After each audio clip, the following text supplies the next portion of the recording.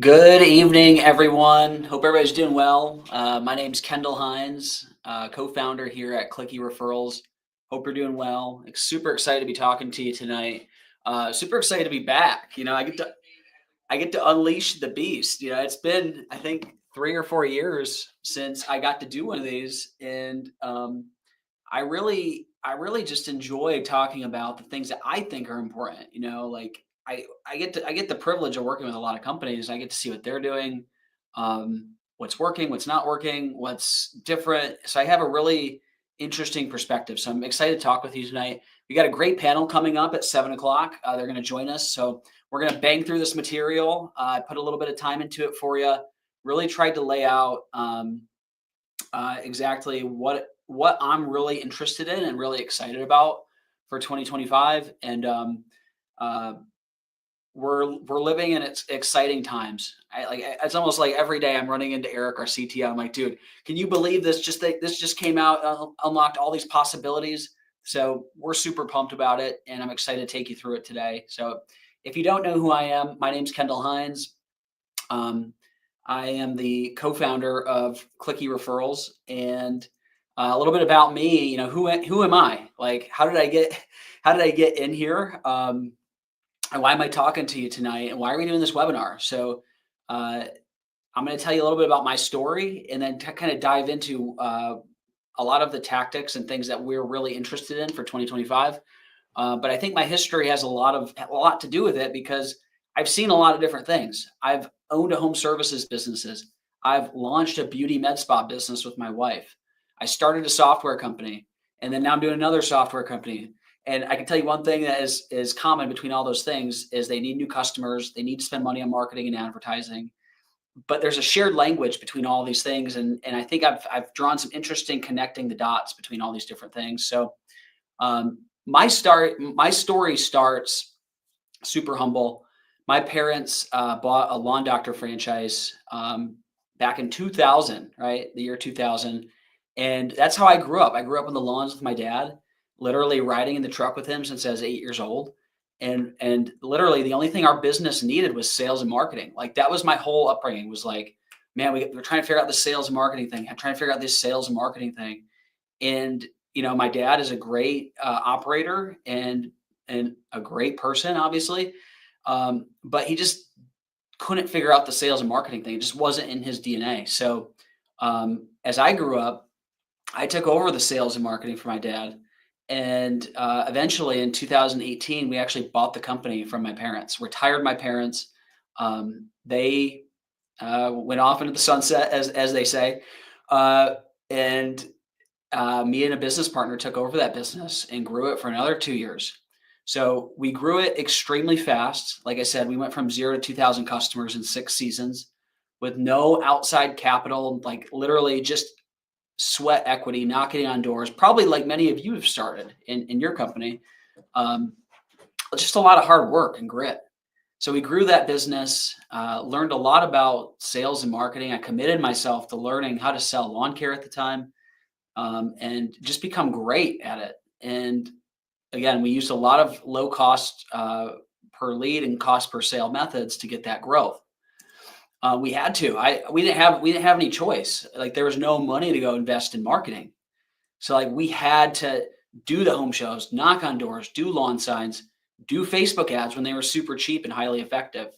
Um, so that's when I had a big idea. We got really good at generating leads, and over time, uh, we had this abundance of leads. And I'd come in Monday morning, probably like you guys do, and there's just all these, especially during the power window, and there's just all these leads in the inbox. I had this idea. I was like, why can't people just sign up online like they buy on Amazon, right?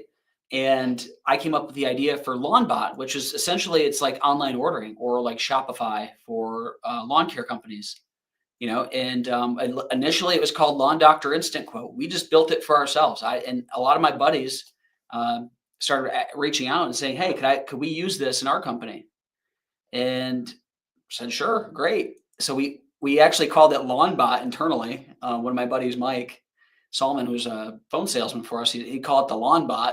They were trying to beat the bot every day on sales on the phones, and lo and behold, a business was born, and we grew that business extremely quickly. I think we really tapped into something that was happening, and then now it's kind of everywhere, especially with, and that's a big thing I learned through the process was nobody knew AI was around the corner like it was. And the fact that we sold when we did was so important. And basically, 19 months into building that company, I had a good relationship with Bill Noonan, the CEO at Real Green at the time. And he said, "Hey, instead of investing in you, what if we buy you?" And at the time, they were looking at Coalmarch and a few other companies. And um, again, this is me not coming from software land. I'm like a lawn care guy at this point, right? And I'm just trying to build the tool that I wish existed. Um, and so we decided to sell. 80% of our customers use their software, so we saw it as a really big risk to not sell. We made that choice to sell, and funny enough, I ended up working for WorkWave for 2 years because after we sold, 6 months later, WorkWave comes in and buys the whole damn thing. News to me, like didn't even consider that. So I've learned so much over these last, I guess, since 2020 is when we sold LawnBot. And since then, I during that time, my wife had a dream. She wanted to open a lash and brow brand and studio, and so we did. Now we had a little bit of capital to do it, and we launched this business. And we essentially, the playbook I'm sharing with you today is the same playbook we ran with her company. To now that logo, that company, Masha Lash, is the highest rated lash and brow studio in West Michigan, 140 members. We actually launched a thing called Lash Pass. So we brought recurring revenue to the beauty industry. Super awesome. And then do about 1,500 appointments per month. So super proud of her. And, I never, if you would have asked me if I would have been in the beauty industry 6 years ago, 7 years ago, I'd have been like, you're crazy. But there is something super interesting in all this. The women that bought lawn care from me at Lawn Doctor actually bought lashes from my wife. Literally the same women, the same persona, the same person. So, just a really interesting story, and have learned a lot because I've seen a lot. Now I've ran a beauty business, a lawn care company, a software company. I've seen a lot, and it's just like I think to codify everything, it's just a shared language between all of this. And what kind of binds all this together? And in my mind, it's attention. Doesn't matter who you are, whether you're a lawn care company, a beauty med spa, a LASIK doctor, orthopedic massage, like we all need to get attention for our businesses and brands. And funny enough, where's everybody hanging out today? They're online, they're on Facebook, they're on Instagram, they're on LinkedIn, next door, right? So the attention is shifting and to new avenues and new mediums. And we all need to get attention for our brand. Literally, it's everybody's number one problem when they're starting or trying to grow a business. How do I get more sales? I need to increase the leads. I need more opportunities, right? And it's a common problem. And this webinar is about how can we use digital tools to actually dominate our competition and grow faster and acquire customers at a lower cost, and maybe some new ideas. I think the magic of this webinar and the magic of digital marketing is finding the gaps. Like if you're just doing everything that your competitors are doing, like you are paying the highest cost for those customers. I think what's really interesting is when you can find a gap in the market and get attention at a lower cost than any of your competition because you're early to the space. And that's kind of my MO. That's where I live. I live on the bleeding edge.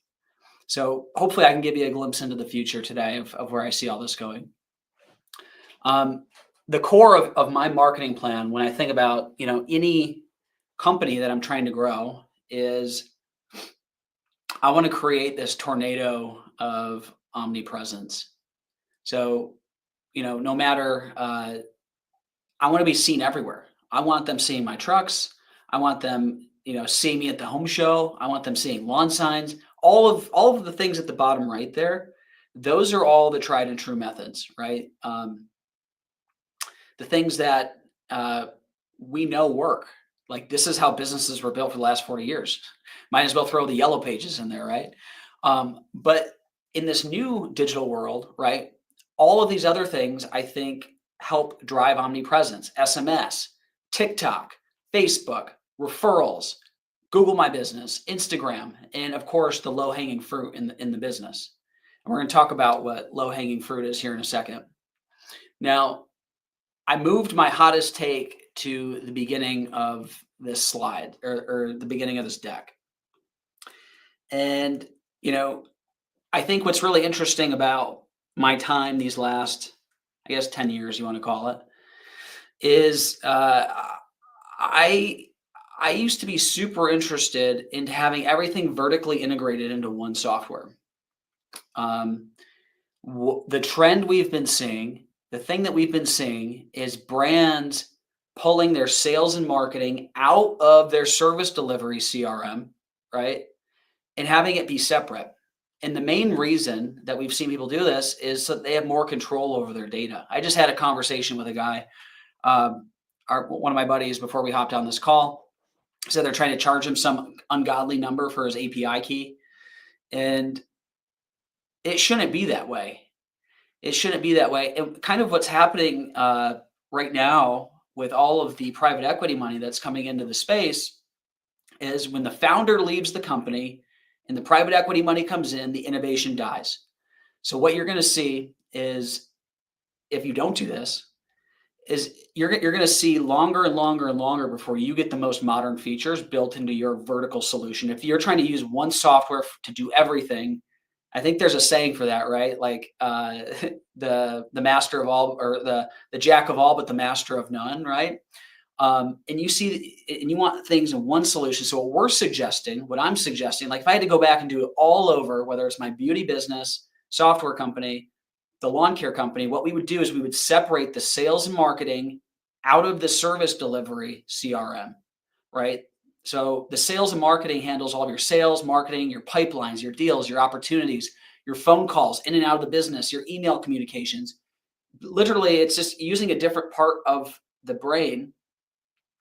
And you want to separate those two things because there are some great softwares out there. There's one that's known for its scheduling and routing. And people swear by this, and it's got the best scheduling and routing, but they charge me 20 cents an email or something, right? Something nuts. I'm saying to give your brand the most flexibility for the tools that are coming down the pipeline, and we're going to talk about this here in a second, you want the ability to have your tools talk to other tools easily and take your data with you whenever you want to. Like, that is super important. We've been seeing a lot of companies pull their sales and marketing out of the service delivery CRM and spin up a high level, a HubSpot, a Salesforce, and they run all their sales and marketing through those sales CRMs. Once it's sold, then it goes into your service delivery CRM. And it's a totally different experience, right? Because once we've sold it, now we have to go and service the customer. We need to delight them, show up and do the work, right? Do the chemical tracking, all that stuff. It's totally a core. It is like a different universe between a sales-minded software and a service-minded software. You can't be the best at both. And that's why you see companies separating the two. We see this a lot, actually. We see a lot of companies moving to HubSpot and high level. So if I had to go back and do it all over again, I'd start day one doing all sales and marketing out of probably high level or HubSpot or Salesforce, one of these tools. There's many of them, Pipedrive, Monday. There's lots of them. These are the ones that just came top of mind when I was doing this deck. But I would definitely start day one pulling my sales and marketing out of the service delivery CRM because it gives you ultimate flexibility. You're not locked in to whatever is stuck on the roadmap until Q4 of 2028, right? I know I'm getting some chuckles in the audience with that comment, right? How often do we hate hearing that? Oh, it's on the roadmap, Q4 of 26, right? So that's big. This is my hottest take from this whole webinar. I want to put it at the beginning so you have to stay the whole time. But if there's one thing that you could take away is really put some thought into, is it the best thing for us to keep all of our data and doing all of our sales and marketing processes out of the same software that we use to actually go and service the customer? I think that everybody needs to take a long, hard look at why are we doing that, and is that the best path? And like I said, if I had to go back and do it all over again, day one, I'd be using a sales and marketing CRM because it's a shared language. Whether you're selling B2B SaaS software or selling lashes or lawn care, we create leads. Those leads are opportunities. Those opportunities move through pipeline stages. And at some point in the future, they convert to a closed won deal, right? I don't know any service delivery CRM that does that as beautifully as High Level, HubSpot, Salesforce, or any of these other sales focused CRMs. So that's the one thing that's like the biggest takeaway from this whole thing is really put some time into that. So now that we have like our base, right? We have the thing that's going to store all of our marketing data, whether it's the sales CRM or you're going to stick with a vertical CRM, is where can we find some low hanging fruit? And when I go into a company, I'm like, who are the easiest people to sell? Well, it's obviously current customers, upselling them current customers via email and SMS. Number one, that's the first place I'd look for easy, low hanging fruit. Maybe if you're a lawn care company right now is the best time to look for net new customers by calling and emailing and texting everybody that you quoted in the last however many years you've been in business, hitting the list right now via email, SMS, at key times that matter to your business. So whether it's current customers, quoted not sold, or canceled customers, these are some huge low-hanging fruit statuses that I think are super important to really hone in and focus on. Like when we're running sales campaigns here at Clicky, when we're making phone calls, we're like, what list are we hitting? The actives, the pitch not solds, or the cancels, right? And how are we talking to them? Email, SMS, over and over again. I think low-hanging fruit is the place where any business should look first before, in relation to this whole talk is in relation to going out and finding net new people that don't even know you exist. Like, what does your marketing universe look like? And it goes back to this. Like, do you have a sales CRM? And if you don't, like, how are you tracking those people? Like, did they sign up? Did they not sign up? When did they cancel? Right? And taking all that data in to actually build out these campaigns, have it being integrated into your phone system where every phone call is recorded and transcribed and attached to the account, right? So I think that's really interesting is this concept of low-hanging fruit in step one of like dominating digital. Something else that I always like to hit on, as we're getting into this is like the speed to lead. Like speed to lead is the holy grail in sales, right? And what does that mean though? You have a defined process in place for it when a new lead comes in. What pipeline is it going into? Who's calling it? Are they being called within 3 minutes? Are you using different AI tools to actually get the ultimate speed to lead, no matter what time of the day it is? And I'm going to show you that here in a second. Is your business number that's on the trucks, that's on Google, that's plastered everywhere, is it textable? You'd be surprised at how many companies we run across that the number's not textable. Like that's super important. And when businesses actually flip on their phone number to being textable for the first time and they have text messages start rolling in, it's super interesting to see how many people are actually trying to text you. And it's just a blocked wall right now because that landline doesn't get text messages or that VoIP number, whatever you're using, isn't enabled for text messages. And something that I am super bullish on is writing up every lead. Right? Even if we don't talk to them, having a process and a system in place to be able to quote every person that comes into your funnel so that you write up every deal. You can't sell somebody if you've never proposed anything to them, right? So I think that this goes back to having a sales CRM in place and having these automations and these pipelines and these systems built out. Again, this is advanced stuff, and I haven't seen this in any vertical CRM that does this as well as these other high-level HubSpot, Salesforce, you name it, Pipedrive. So these things all kind of work together, but writing up every deal, again, people can't buy something if they've never been proposed it. So having processes and systems in place to be able to actually capitalize on these leads that you're already generating in your business, I think is super important. So on this note of AI phone agents, I am like a nerd. I love playing with the newest technology. And this is my outlook for AI phone agents and how it relates to small businesses. Phase one, this is what we're in right now, is overflow and after hours calls, basically a glorified answering service. And it's that's phase one of where we're at today.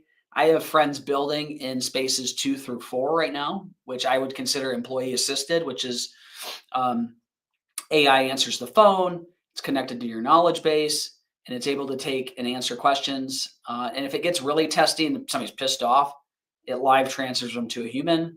Phase 3 is inbound, no assisted, meaning the AI can fully handle phone calls autonomously in the background, just using your knowledge base and being looped into your CRM and your sales CRM and your knowledge base and understanding um, all of the context that's required to actually be helpful on a phone call. And outbound sales. Once that comes, we're all doomed, folks. When outbound sales comes, I don't know. We might not need to do dominate digital anymore. We have AIs, cold calling, your prospects. That's going to be a interesting time. I don't know. We might not need to do dominate digital. So, thank you for calling. So like I said, we've been experimenting with this quite a bit. To answer the question in the chat, yes, we're going to be doing a replay. This will be recorded and distributed. There's going to be a link at the end here if you're not already signed up. We'll get it to you. But we've been playing with AI phone agents quite a bit and testing them just in my wife's business. So let's take a little listen to a live phone call with an AI agent that I built like in a weekend. Super easy. And if I can do it, imagine what it's gonna be like in 3 years. Like I don't know, like I'm pretty technical, but not that technical. So let's take a look. Thank you for calling Mashalash. This is Madison. How can I help you? Hi, Madison. This is Amy here. I got a reminder to call or a reminder for my appointment last Friday, and I've emailed them. I have to change my appointment time. Hi, Amy. Thanks for reaching out. Hi. I'm sorry to. Hi, Amy. Okay. Thanks for reaching out. I'm sorry to hear about the mix-up. Let me take your details, and I'll make sure our front desk staff gets your message to follow up with you as soon as possible. Could you please provide me? I just don't want to be charged a fee because I've tried since last Friday, and it was today. But if I could just get in tomorrow sometime, I'm heading back to Indiana for the day. But I understand. I'll be back tonight. Got it, Amy. I'll make sure our front desk staff knows about your situation. Could you please provide your phone number so they can reach out to you? That's perfect. 616. So that's just one simple example. We have hundreds of phone calls where that's where we're at today. I built that myself using off-the-shelf parts. We are in unprecedented times, and it's so exciting because the cost of labor is going to go down tremendously. And we don't sell AI phone agents. We're just kind of experimenting with them a little bit. But if you do want to experiment with them, here's 2 solutions that I'm really into. Is like I said, I nerd out on this stuff. I'm on the bleeding edge of technology. I'm doing the work so you don't have to. I'm on X. Apparently, my screen time says 8 hours a day on X. Don't tell my wife though. No, it's not GHL. That's it's actually retail. So retail AI and Thoughtly. So if you're more technical and you understand API calls, retail AI is where you want to be. I actually built this cool little Santa AI where my kids can talk to Santa, and there's a Kris Kringle voice, and it's like super real. And he wants to talk to Santa every night now. It's so cool and fun. Maybe I'll send that out to everybody too, so you can play with that. It's like super cool. And then if you're less technology inclined, Thoughtly does a really good user experience around for non-technical people to spin up an agent fast and actually test it out. But I think this technology is so big, it's going to be everywhere. So I think the more we can all just play with it, get our hands on it, get it in front of customers, the better. I think that's a good thing. But I think to set us up, no matter what solution you use, I think what is really important is data structure. And this was like a last minute thing that I had thought of before I jumped on this webinar, is where does your data live? How is it structured? And by data, I mean your blog articles on your website, your SOPs, your standard operating procedures for your company. Like think of every phone call that's recorded in your company. Hopefully every phone call is recorded in your company. Where's that data being transcribed? Where is it being held? Because guess what? At some point, whenever you do want to implement an AI agent, it's only good as the data you feed it. And if your data is in 8 million places, I think it's really a good time at this point in the ball game to think about, how are we saving our data? Where are we saving our data? How can we start building our data universe so that we can just plug it into any AI system, right? Thoughtly, retail, high level, and be off to the races. Because I think over time, essentially every company will have their own LLM, and it's going to be wherever your data is. So I would really put a lot of time into, and maybe a good step one, like at Clicky, for example, we do blog articles and we have a knowledge base of documentation. So that's what we feed into our AI phone agent, and that AI phone agent can actually read that documentation in real time and reference it as it's talking to customers. So you think about how powerful that could be if every phone call is recorded, transcribed, fed into the AI, can understand context. Oh, how did Susie, who's been at the company for 15 years, answer that last question? Boom. Now Madison at Rife Environmental, right, is answering that question. So some more tech basics. Some things we've been seeing is websites not secure. You want to make sure your SSL is secure going into 2025. That's super important.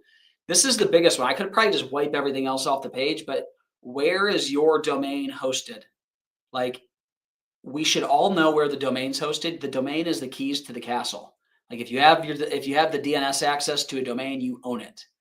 But you would be surprised at how often we go live with companies and they don't know where their domain is hosted. Like, oh my God, like literally, if you spent 15 years building your business and like you don't know where your domain is, that's a problem. I only say that because most of these tools allow some aspect of white labeling, and typically you need to do it at the domain level. So it's worth making sure that you really know where that is. It's important. Making sure all your listings are updated across all of the listings that you guys have. That's Facebook, Google, Yelp, etc. Making sure the phone number matches across all of the listings. And then also making sure the website's optimized for conversion. I think we're looking at our website almost on a weekly basis and seeing what little things that we can tweak to drive conversion. And another big kind of basic is Open Graph data. So Open Graph data is when people share your website out to Facebook or LinkedIn or whatever, they text it to people. It's that preview that shows up. And I've been noticing this more and more, that businesses not spending the time to customize the Open Graph data for their website, or maybe their web team's too lazy, I don't know. But we actually built out a free Open Graph checker. You can check the Open Graph data, so you can actually check how your website appears when people share your website on Facebook, on LinkedIn, and it will be in the link to this deck. You can use it as much as you like, and it just shows you what your current Open Graph data looks like. Makes it really easy for you guys to check out and make sure that basically you enter your website and it will show you how it looks when it's shared out to Facebook and LinkedIn and texted to friends and looked up on Google. So it's a really cool tool. We use it internally all the time just to help clients debug their own issues. But as we think about dominating digital, is we can't dominate it unless we can track it. Like, we can't improve things if we don't know what's going on. And the two tools that like I'm religious with right now is Google Analytics and PostHog. So PostHog is a new one for this year. I just started using it recently. It's basically Hotjar or session recording, really being able to watch user sessions on the website.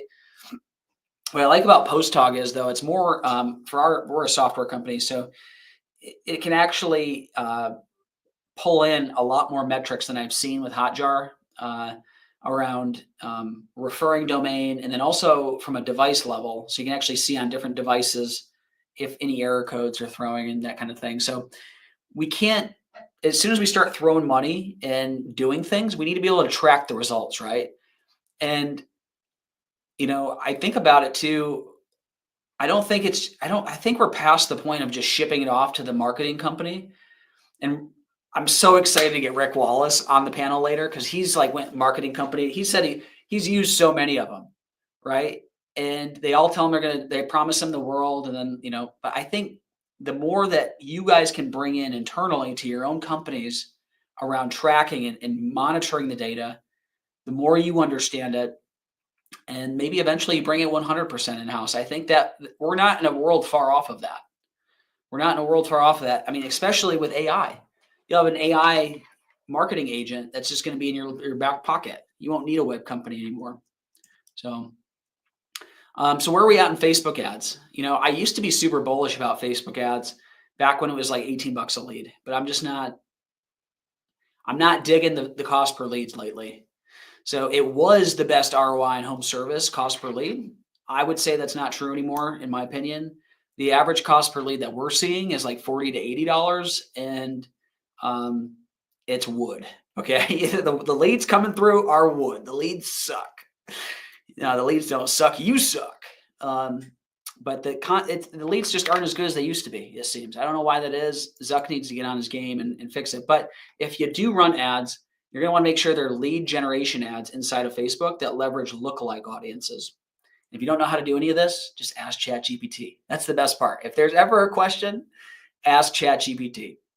But at a high level, you want to run lead form ads inside of Facebook, so people don't have to leave Facebook. They just open. You probably have seen this yourself when you're in the feed. Just opens, the information's already all pre-populated, and they can just submit a lead and get it right then and there. So, and what we are really into for 2025 is leaning heavy into retargeting ads.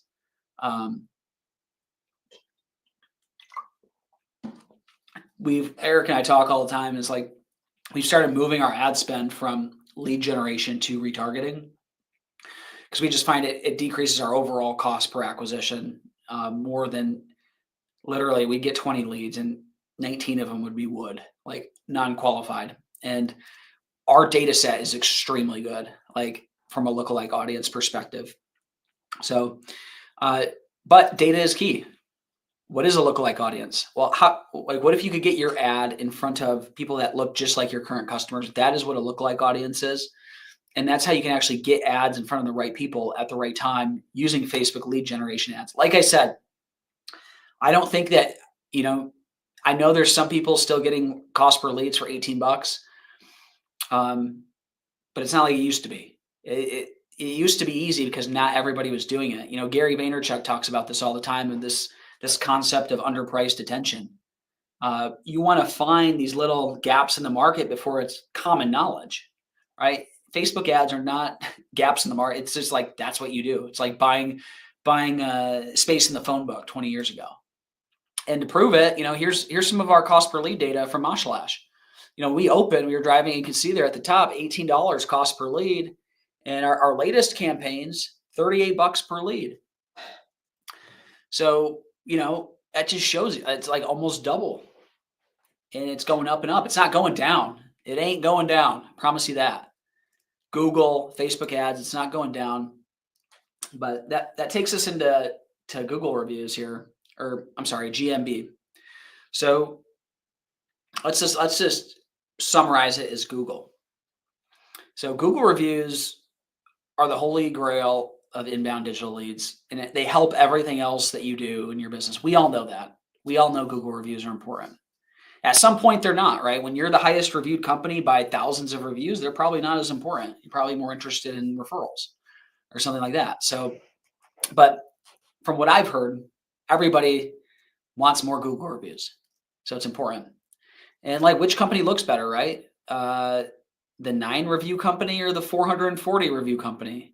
It's like, if I didn't look at your website, I didn't know anything about you, like, I'd probably give the 440 one a call first, right? They're probably getting the lead first. Maybe I'm doing both, but definitely calling them first. So in terms of GMB, what I'm seeing, what I recommend, like what we do at our own companies, is we pimp out the GMB profile page. Like, every spot on there is filled out. We're using the every section, all of the social share links. We're adding online booking. We're making sure the photos are all pimped out. We're making sure that all of our products and services are added to the products and services tile.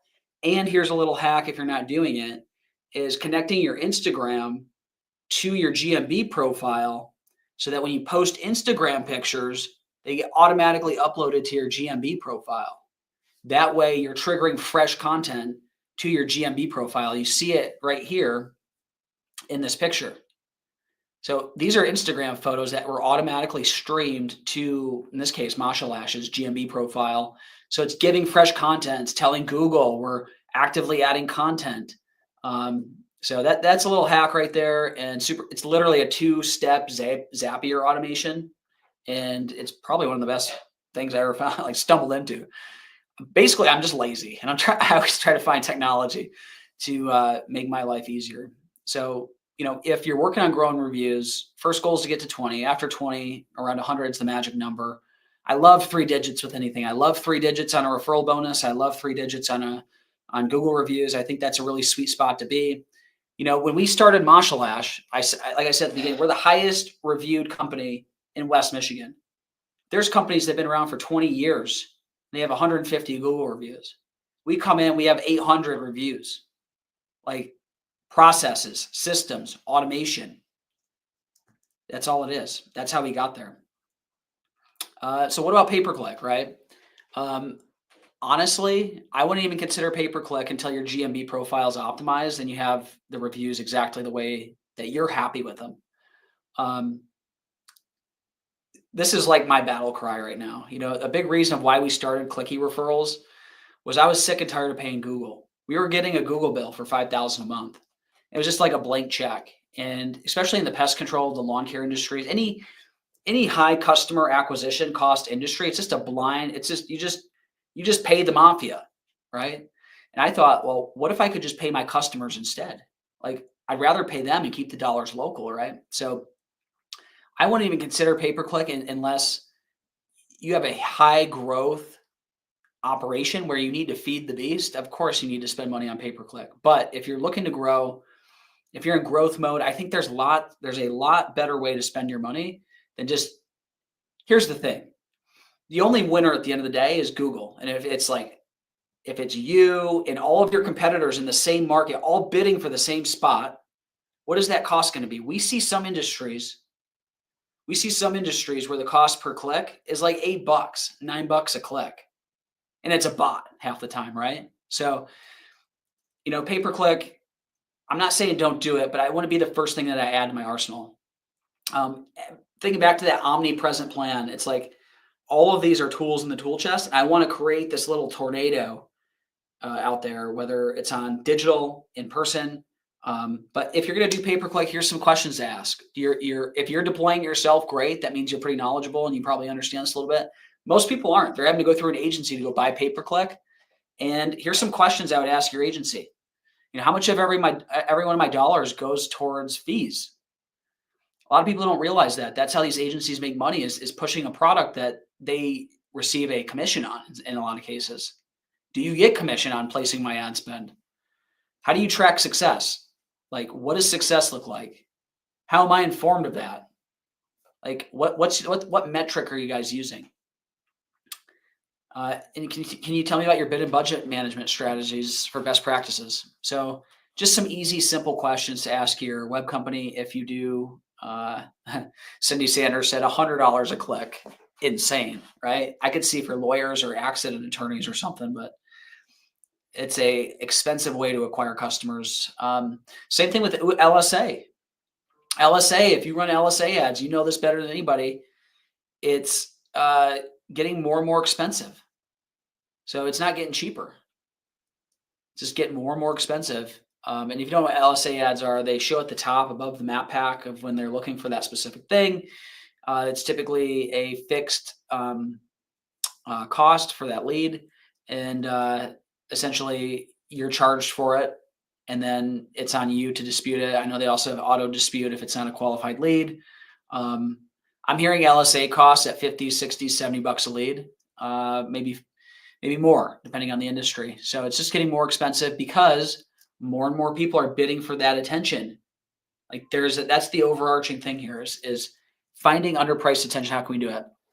So that leads us into SEO and AI. So embracing the AI driven tools, right? ChatGPT. Cindy mentioned Claude in the chat here. Love Claude in Anthropic. I think they're doing great things. Can consider bringing your SEO and blogging content efforts in-house. I mean, now you can basically automate that entire process into your own company and have somebody at your company just use AI to do it. I think the blogging is going to be less and less relevant if you're even doing it still anyway. And make sure your website stack is transferable. We've been seeing a lot of this. Companies being on a web stack, like, I won't name any names, but like just a website company that I can't leave you and go to somewhere else because you're locking me into some antiquated model. So obviously WordPress is like the industry standard, but there's a lot more modern frameworks as well. Like, we're a big fan of Framer, super modern, design focused, like kind of, I believe, the future. The way that they've built it is just phenomenal. But there's many of them out there, right? Squarespace and others. But make sure it's transferable. Make sure you can take it with you. And make sure that you can do it yourself a little bit. Like, I think there's really a lot of value in here. And especially with the new AI tools that are coming. Soon you'll be able to integrate your website into an AI agent that's just cranking out blog content. Like, that's where this is going. Like, that's the future. So what about Instagram? So Instagram's owned by Facebook, if you didn't know. And you can serve ads on Instagram just using the Facebook platform. So if you're interested in Instagram and running Instagram ads, definitely a good thing. But what we're really interested in is leveraging influencer marketing. And we got our buddy Travis at Nice Pest Company joining us here on the panel to talk about influencer marketing. He's doing great things with that. And how can we leverage influencers to grow faster through Instagram and again, generate leads at a lower cost and create new opportunities so that we can grow our business without paying the damn mafia, right? So we think influencer marketing is going to be big in 25 and it will continue to be big. And I don't think influencers are just people with high follower counts. Like, if I have a customer who has 500 followers on Instagram, as a business, I would love to get in front of those 500 people. That's like the ultimate lookalike audience. Like, I want that all day long. Now, don't get me wrong. 1 million followers, will take it. But the 500 followers is just as interesting to me. And if you didn't know, if you're not on Insta, the clickable stories are super. You can add links in the stories and makes it really easy to share your company and any offers or direct response advertising that you're running on Instagram. So that leads us into referrals. Like, you can see where Clicky has been positioned. Like, when I was thinking about like what to work on, I was like, nobody has built a referral system yet for local businesses, for small businesses. And so we've decided to go solve that problem. 92% of customers trust recommendations from people they know. People are 4 times more likely to buy from a product when referred by a friend. And 81% of online consumers purchase decisions influenced by their friends' social media posts. Damn you, TikTok shop. My wife last night sent me the Christmas gift. She's like, damn it, TikTok got me again. She bought this little radio car for our son, right? Via social media. Like, these are new times in a new world we're living in. So at Clicky, we've built the ultimate referral system to allow your customers to refer you. You might have other businesses that refer you, and even your employees. If you want to pay your employees for new referrals and leads, our system makes it extremely easy to do that. And at the heart of it is our promoter application. This is what makes it really easy for all of those people that I just said to get their referral link, one-click share to all platforms, and ultimately, once they earn money in your referral program, they tap a button for an instant payout.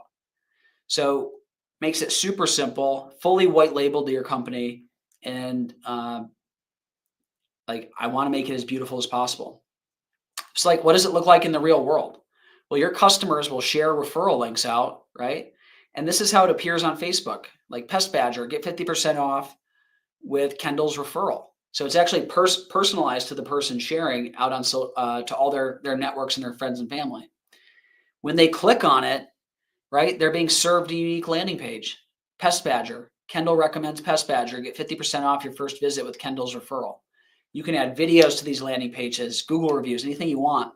And recently, we just rolled out a widget for your website that lives at the bottom left. So live chat SMS lives at the bottom right. Now we got referrals at bottom left, right on your website. It says little widget. You build it right in. You can actually link to it in any campaigns that you do. So it triggers and opens via a link click. So it's pretty awesome. And on the right is what your customers see, that app right there. They can actually track their referral status. So if I submit 10 referrals to your company, I can actually see which ones are pending, which ones are paid, and which ones aren't qualified. And on the left-hand side is what you see. You can actually see the status of the referrals in real time. So getting into it, we're about ready to start our panel here, just wrapping up. The panelists are arriving. We got people in the house, so super excited. We got 2 more things, and then we're going to get onto the panel here. So TikTok. I am still bullish on TikTok, even more so since allegedly on X, Trump came out and said he's pro TikTok. So I'm going all in on TikTok, baby. We're going all in on TikTok. And the exciting thing about TikTok is they're putting a lot of money and emphasis on their DMA regions. So it allows local businesses to actually deploy ads inside the TikTok ecosystem using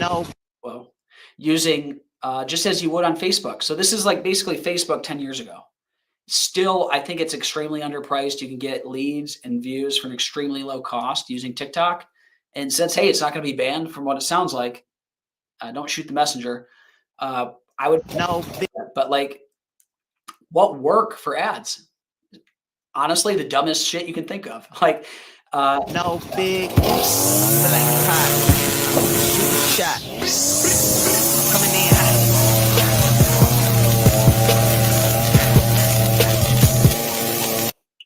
So on TikTok, you want short, interesting videos, getting their attention, 15 seconds. It's a very different platform. I'm sure a lot of you are on it, but if you're not, go on there and start scrolling. You'll get it. What's really interesting about TikTok to me as a marketer is how quickly it's reached a billion, or it's reached a billion users. So if you look at the clip at which it's growing, and then especially since it's not getting banned from what it sounds like, again, you can't like probably you can't bet money on that. I guess you can on Polymarket now, but like it's the rate at which it's growing is so exciting, and the cost per acquisition on TikTok is very affordable. So what you're seeing here is the DMA regions I was talking about. They actually use Nielsen data to get these. So if I wanted to reach just women in Grand Rapids, Michigan, ages 40 and up, I can do that. And I can target them with specific ads on TikTok. So this is huge. This is what they were missing, is a good platform like this. Kevin said, honestly, the video is hype. Yeah, I agree. But, you know, look at this cost that we're getting. I mean, we're seeing, these are some ads that we ran for Marshall Ash, and it was a big part of our growth strategy when we launched because nobody else was doing TikTok. And literally you could not get away from our TikTok videos. Like we were just paying it. It was cheap. I mean, look, $177. I'm getting 50,000 impressions in my local market, 553 clicks. I think we even have, I guess we didn't grab lead data. This must have been before we started our lead, but you can actually do lead generation ads inside of TikTok now as well. So like what other platforms can you get this kind of reach for the cost? This is, in my opinion, Facebook 10 years ago. And it is a little clunky getting in there because their platform is new, but I think it's worth the effort and worth the work to invest time into the platform. And again, I'm gonna be sharing this deck out to everybody that registered for the webinar, but you can actually create a business ads account. You don't even need a TikTok account. You can go on there and start running ads tonight.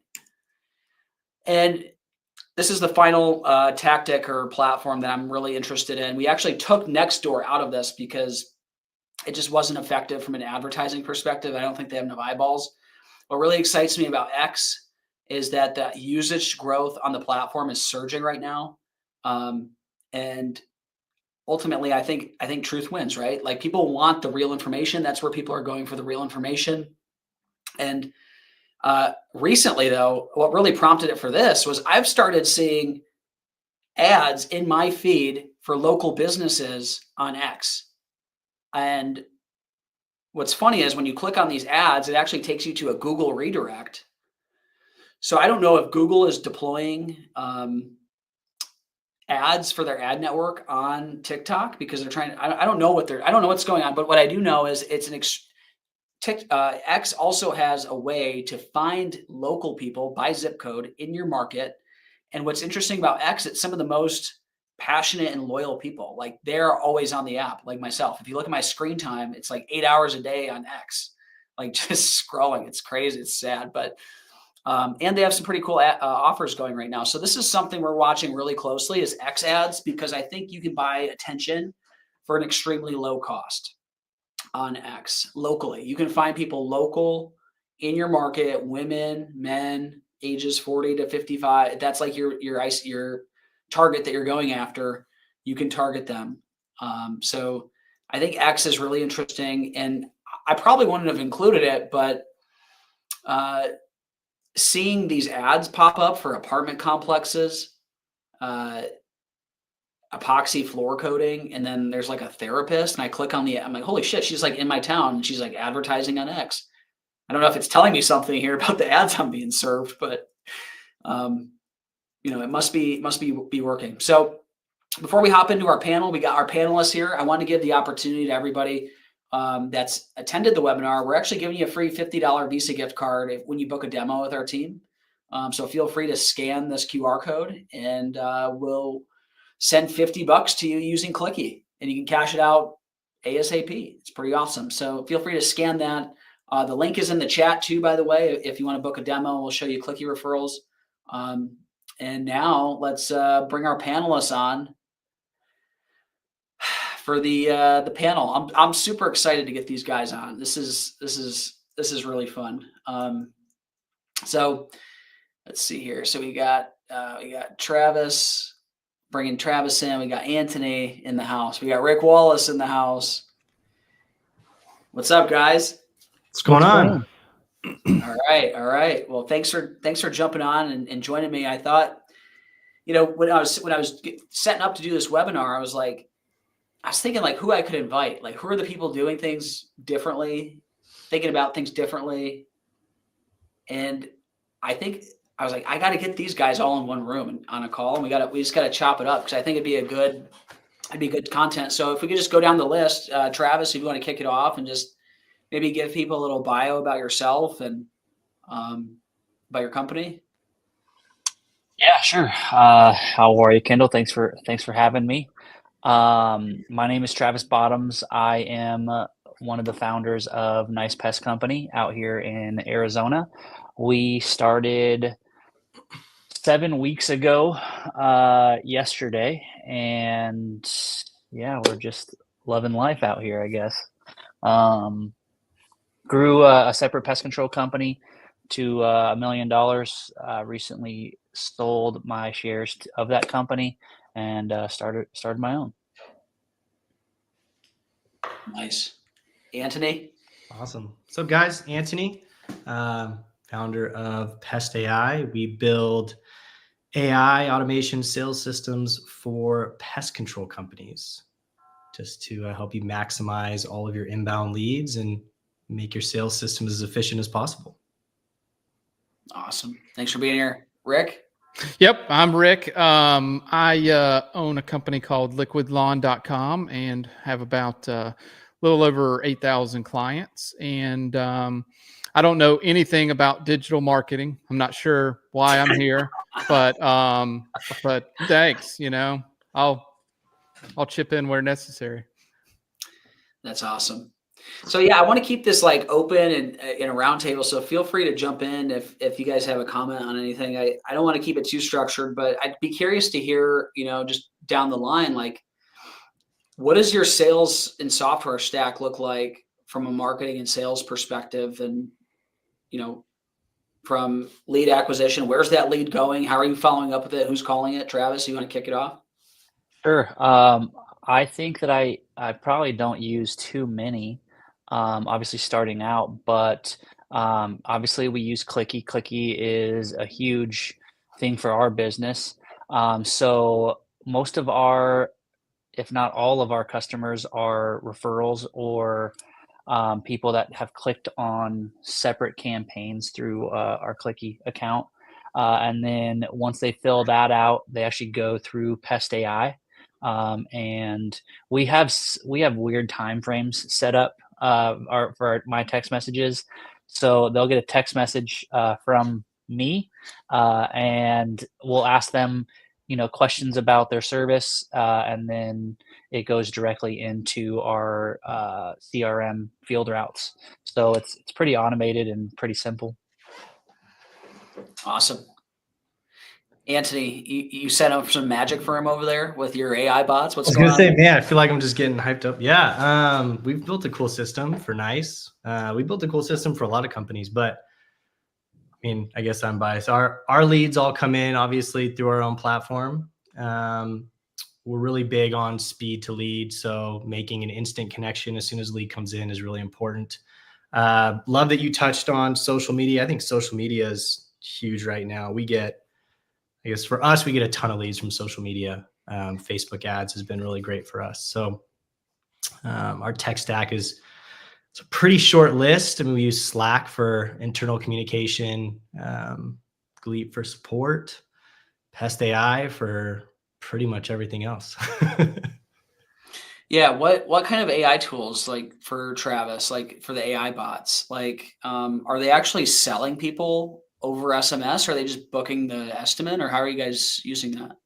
Yeah, we use AI in a lot of different ways, but yeah, for Travis, we have AI that will sell. We have AI built for other companies that are just doing customer service.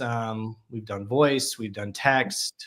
We have like basic chat bots. We have full like custom built assistants that can essentially have like an entire sales conversation all the way from start to finish based on, whatever parameters you want. It can price drop, it can negotiate, it can overcome objections, whole shebang. Yeah, you missed it, but I was talking about data structure and how important data structure is for companies now. Like, the AI is only as good as the data you feed into it, right? So what are you Oh recommending man. for company? Like, if I'm a company, how do I bring all this together so I can hand it over to Anthony so that Yeah. there's a knowledge base here for the AI to use? Yeah, structure is huge when you're starting to move into AI tools. We have a lot of companies that come to us and they don't have anything written down. And so then they're like, okay, build my AI. I'm like, well, what do you want it to do? They're like, I don't know. Talk to people. Cool. About what? You got to tell, because everyone thinks AI are like these sentinel beings that just know everything and are actually smart. And Yeah. we're not quite there yet. So you have to be able to pump it like a ton of good information. We've put together some cool onboarding forms to kind of help people structure that out with basic questions just from industry knowledge. But if you're not already doing this for the rest of your business, I definitely recommend start processes down in writing, whether it's for AI or just for your business in general. I think SOPs really make a difference when you're trying to scale. 100%. And Rick, what does your stack look like? I mean, you have to like open the kimonos too much, but I thought I was surprised, when I come from the world where people don't like, when I was growing my company at Lawn Doctor, nobody even talked about VAs at all. And I feel like that's a missing in the home cleaning industry. People use them religiously. In a lot of different industries they do. And I know that you do a little bit as well, or have experience in maybe finding them, but tell me about your software stack. I'd love to. What is your sales process? I know that you guys are heavy on service autopilot, right? Yeah, I mean, I hate all software. I'll just start with that. There's too That's much why I of brought it, you, man. You're and you got none it. of it works well together, or at least mine doesn't. And that's sort of my opinion on it. We use Service Autopilot. It's a CRM. It's not wonderful. And I'm not sure there is an answer. That I don't think there is a perfect CRM out there. So you're just kind of screwed. So you just have to make the best of what you got. And we also use Go High Level as well. Service Autopilot is not open API, so it's not great. I mean, we sync Clicky to it, and you had to kind of do a couple backflips to kind of get it to sync, but it works. And I'm not like I'm not. I kind of joke with people like I'm not as much into artificial intelligence as I am into like natural intelligence. So if I can put a real person on the phone over AI, I will. And I kind of like I think there is a place for AI as far as like I use it just to like get the contact information to the sales rep.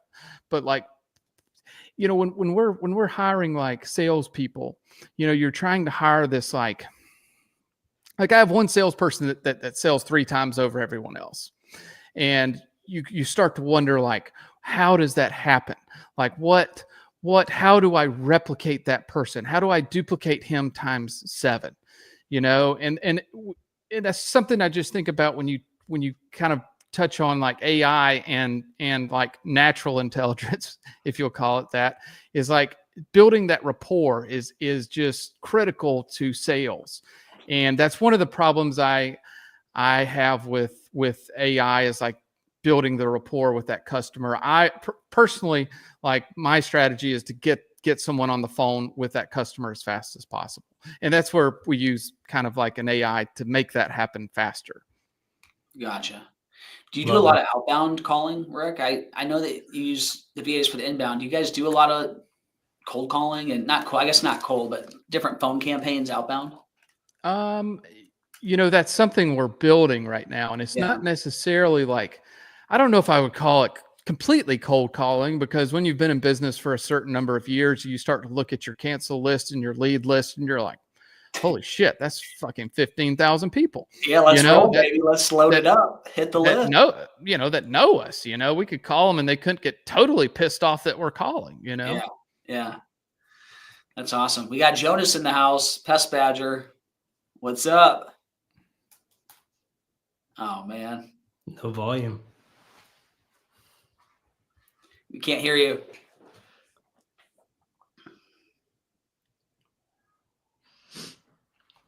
Well, Jonas is figuring that out. I'm unmuted. Oh, you're muted. How you doing? I'm doing wonderful. How are you guys? Doing good. Glad to have the Pest Man himself, Pest Badger, in the house. Well, thanks for having me. I appreciate it. The one and only. Yeah, Right. Thanks for coming. So we're just kind of talking through, software stacks, and I know that Jonas, recently you guys have been building out your software stacks, right? Switching to you basically moved your sales and marketing outside of, I think, field routes is what you guys use on the back end. Yep. Tell me why you guys did that, or like the thought logic behind that. There was just not a great pipeline, like to run through stages of sales through field routes or any software or lots of software. So we use a couple different ones. We use Go High Level, and then we use Pipedrive as well. Pipedrive is just really good for the sales guys following up and just keeping them in stages, whether it's new lead versus send quote versus waiting on whatever, and then to close. It's just easy way for us to keep a pipeline for our sales guys. And every pipeline stage, there's just automations through there. So that's why we did that reason. Again, we have a built out call center with a lot of outbound calls, so just easier for us. And then Go High Level is just more like on the automation side. And oh shit. We lost. Jonas is gone. Rick, I'm curious on your phone system wise. Do you guys, for phone system, what are you using for phones? Like, because I know High Level has its own phone system built in. We love using High Level's phone system because every call is recorded and transcribed and everything. Curious what you guys use. We use Lightspeed Voice, which is just a typical VoIP, but it's got, some capability for a, decent sized call center. Yeah. So you're just deploying calls that way are they physical devices, or are they actual to their mobile phones, or how does that? They're to the mobile. Yeah. Mm-hmm. Cool. Or I mean, to your computer, Yeah. So let's take it to Travis. Travis, I know how I met you was I actually read an article in Pest Management Magazine about using influencer marketing at your company. This is when Clicky was still at the birth and the infancy. And I reached out. I'm like, hey, dude, I'm building this tool. Don't know if it want to see if you'd like it. You think it's interesting? And we hopped on a demo the next day. And you're like, hey, I love it, but I want my own logo on it. And I was like, shit, that's not what I wanted to build. But that's what we ended up building. So I'd love to hear about all of that, because you're known in circles as the influencer king with Instagram. So yeah, I'm kind of surprised that I'm here. I'm surprised you don't hate me for all of the changes and direct messages that we've we've had.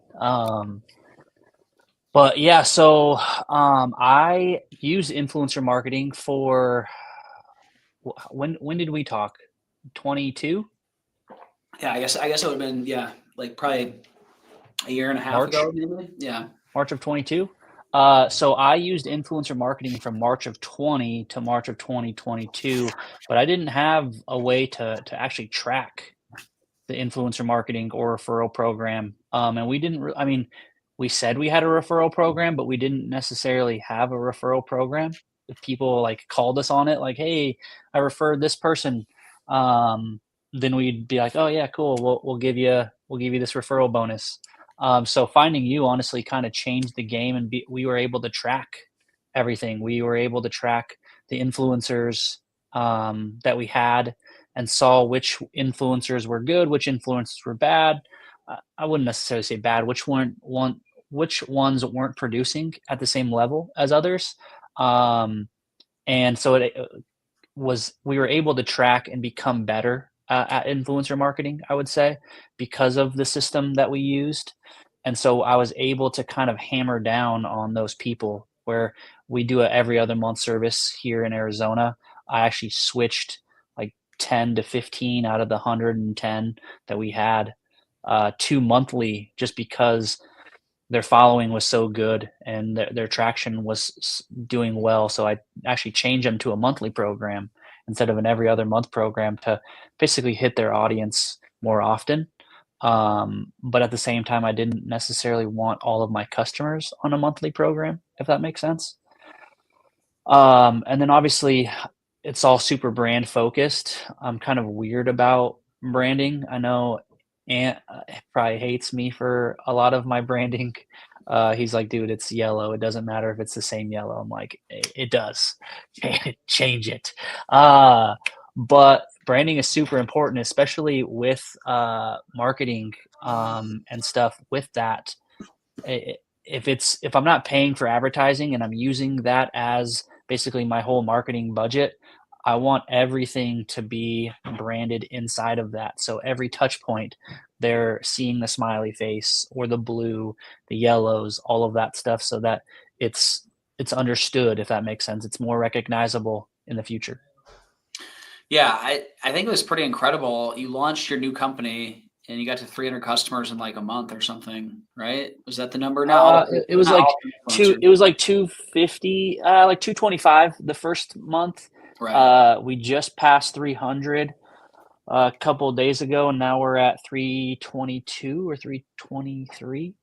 So it's been 7 weeks, and we just passed, I think, 325. So Maybe. I if think you're so. a business that, like, obviously you hear about influencer marketing a lot, and that's something that's top of mind.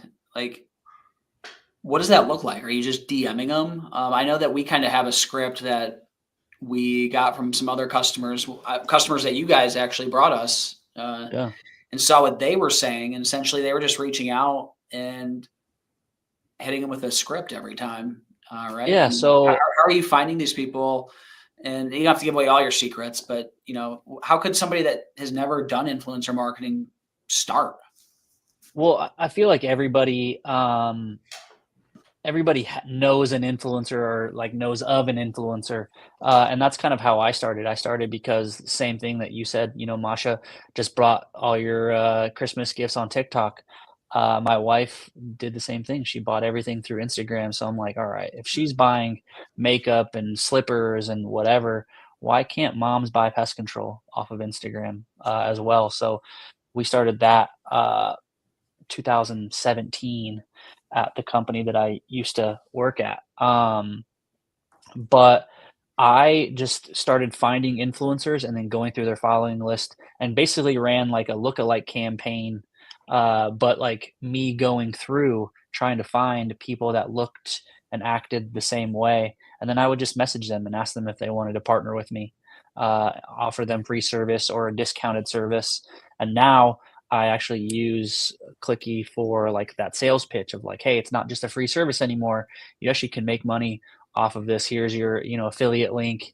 We pay you for clicks, pay you for referrals, and we'd love to partner with you. And so we actually just have been pushing more influencer marketing the last week or so, and picked up, I think, 5 or 6 in the last week. So we should be pushing more and more in the coming weeks. Yeah, in the slow season too, right? I mean, it's like Yeah. you guys are like obviously slower right now, even in past. Anthony, I noticed in high level, it's been that I was in there the other day. Apparently, DMs you can scale DMs through high level now. Like at least is that outgoing and ingoing DMs, or is it only? How does that all work? Yeah. No, you can do both now. You can also automate off of comments too. So if you're posting a lot from your own personal social medias, you can automate responding to comments on those posts as well. Wow. Do you see a lot of companies using that yet, or is it? No, not yet. I mean, I don't think that many, like a lot of service companies aren't super active on social media, Yeah. and if they are, they don't have a huge following. I think that's something that, Travis and a few other companies that I work with have done really well that I think makes a huge difference is really finding ways to like interact with their local community online. Yeah. And,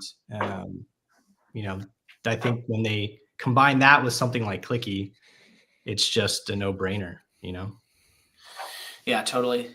So Jonas, I know that you guys have been growing by leaps and bounds, right? Like, if you don't, first of all, can you introduce yourself to everybody watching? I know that you kind of hopped on here and haven't had a chance to do. I'd love for you to introduce yourself and your company.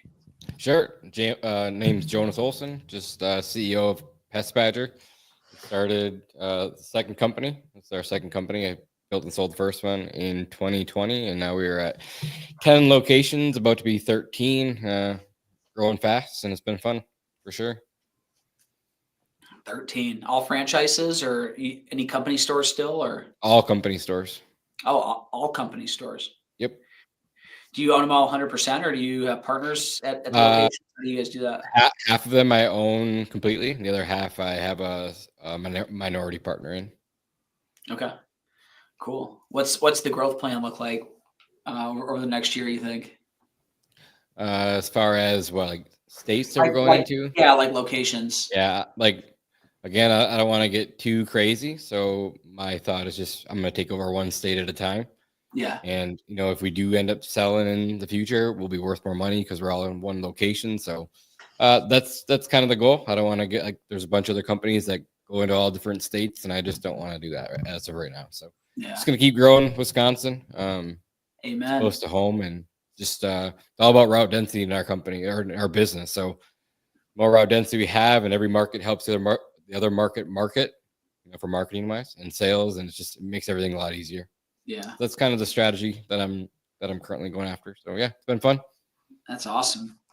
Rick, I want to ask you, obviously you're kind of the veteran here, right? Like you've been in the game, you said something like 8,000 customers, something like that, 2 locations.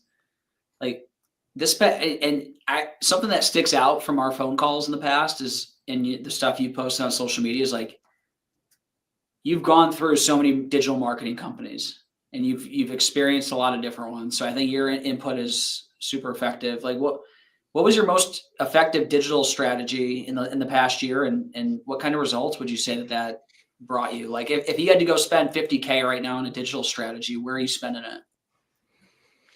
Probably Facebook ads would be what I am going to do.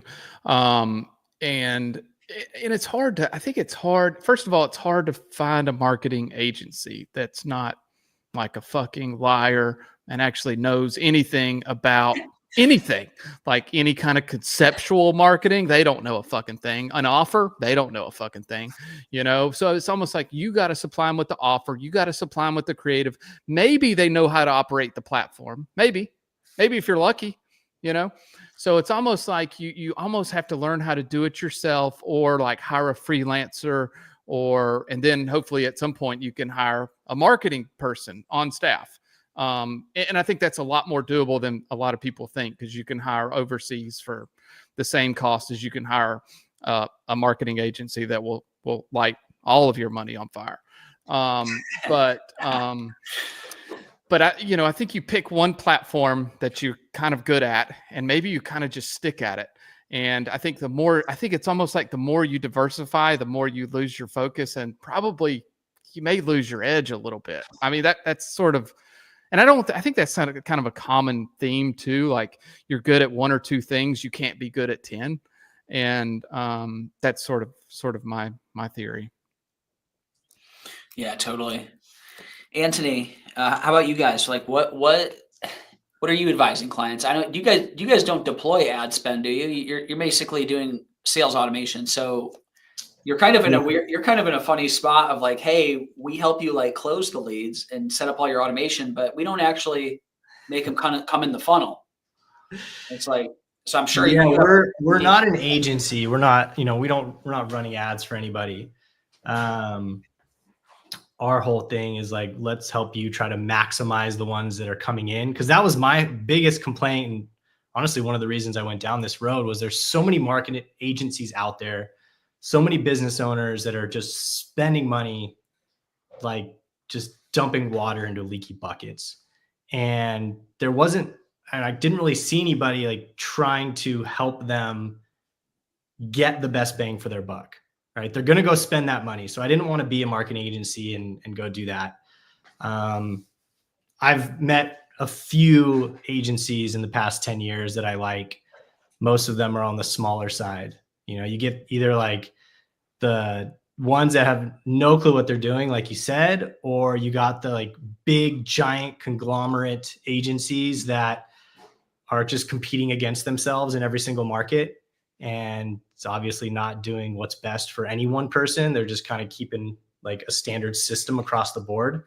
So, that really bothered me. But I mean, in terms of like, where do I think other service businesses should spend their money? I think it really depends on if you have somebody that knows what they're doing. If you have somebody that knows how to run Google ads, you're going to make a ton of money on your Google ads. There's just so much buying intent there. Facebook ads isn't as much buying intent, but it's higher quantity to balance out the lower quality.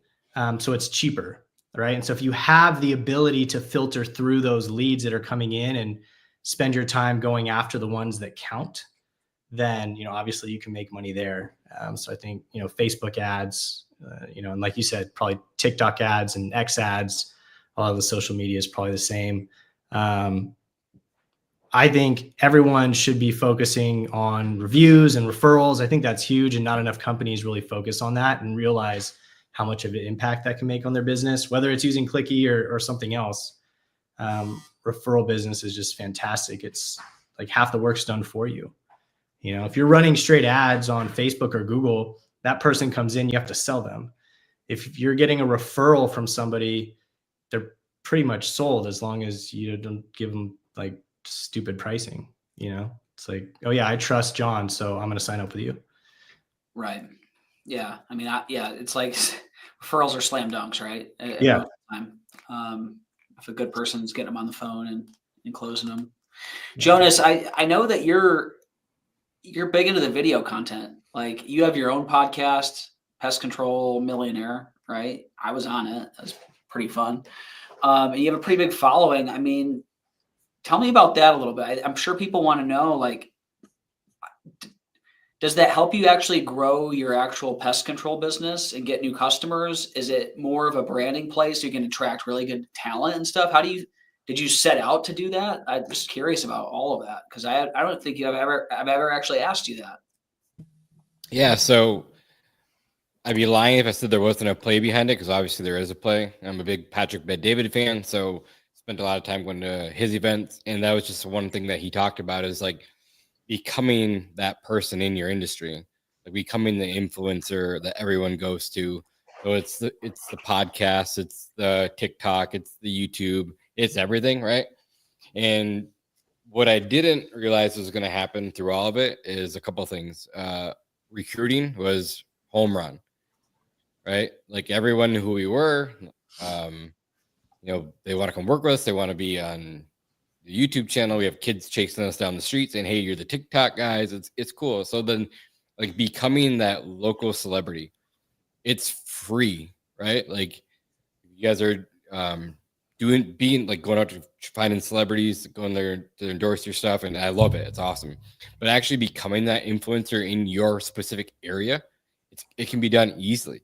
And there's the TikTok, there's YouTube, there's Facebook, there's Instagram, Snapchat, right? You have to be in all the places.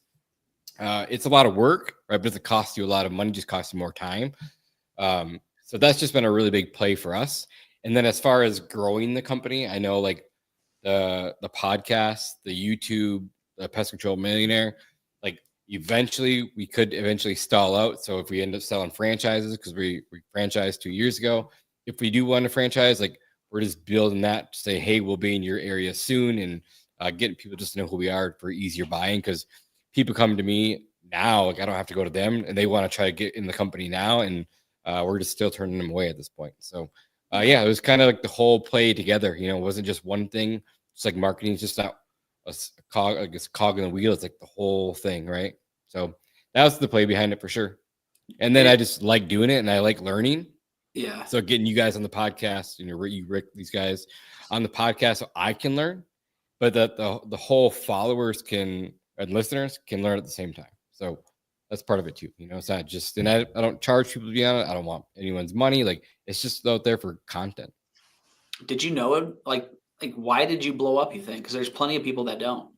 I mean, obviously I put out content. I mean, probably not too consistently. That's probably why I didn't blow up. That's the first thing I was going to say, right? It's like, Yeah. it's a lot of work. Anyone who does content, a lot of content, it's a lot of work. And it's just like anything else. As long as you stay consistent with it, posting every day, you're going to eventually get a video or two. Like the first 50 videos, no one's watching you. Who gives a shit, right? Who cares? Just go do them. Like you're not going to get any views. Like but that's okay, because you're learning. And then you get to go back and see what you did well, what started working. Then then you'll have a video that hit 1,000, then 2,000. All of a sudden you have one that hits 15,000, then 50, then 100. It's like, okay, now we're on to something. And you don't figure out the algorithm, but you just figure out what works. And so just recreating those videos and learning from them, and then just keep doing it. It's all it is. Yeah.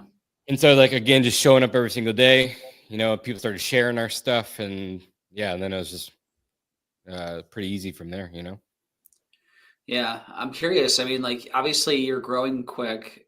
Tell me about building the team. Like obviously it's not just you doing all of this. So yeah, where do you find your, like when you hit a roadblock? Like right now we're building out our go-to-market team, hiring BDRs on the phone that are calling outbound, trying to book demos, because we can't sell somebody if they don't book a demo. And it's just like running the pipelines, pulling the campaigns, having them call. And then it's like, okay, well, what do they say when they call? Where do you go to get all your information when you think about growing a team and recruiting? that's a great question. So I have a couple of really good mentors that I can lean on. But if I don't know the answer to something, I'm just going to go pay for someone to solve it, whether that's a coach or it's a consultant or if it's a person, right? I'd rather hire the person so that they're not learning on my dime. Like they've already learned all this stuff. They just to come in and implement. So just finding those people, networking, I don't think like those really big heavy hitters you're going to find online looking for a job. So just going to a lot of events, networking with a lot of people, having the podcast, having friends like you guys, it all helps, right? So building a really good network. And I feel like if I did anything right from the early on, like I was just out there trying to learn, just like all of you guys. And I did a really good job at just getting to know a lot of people. So yeah, it's been definitely beneficial. Now, Rick, you don't do any door-to-door, right?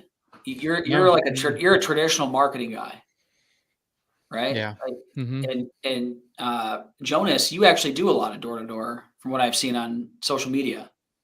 Yeah, we do some. I mean, we do a lot of actual marketing too, and we do some door-to-door. And that's, again, the door-to-door is for anyone that's done it or is doing it. It's not easy. It's hard.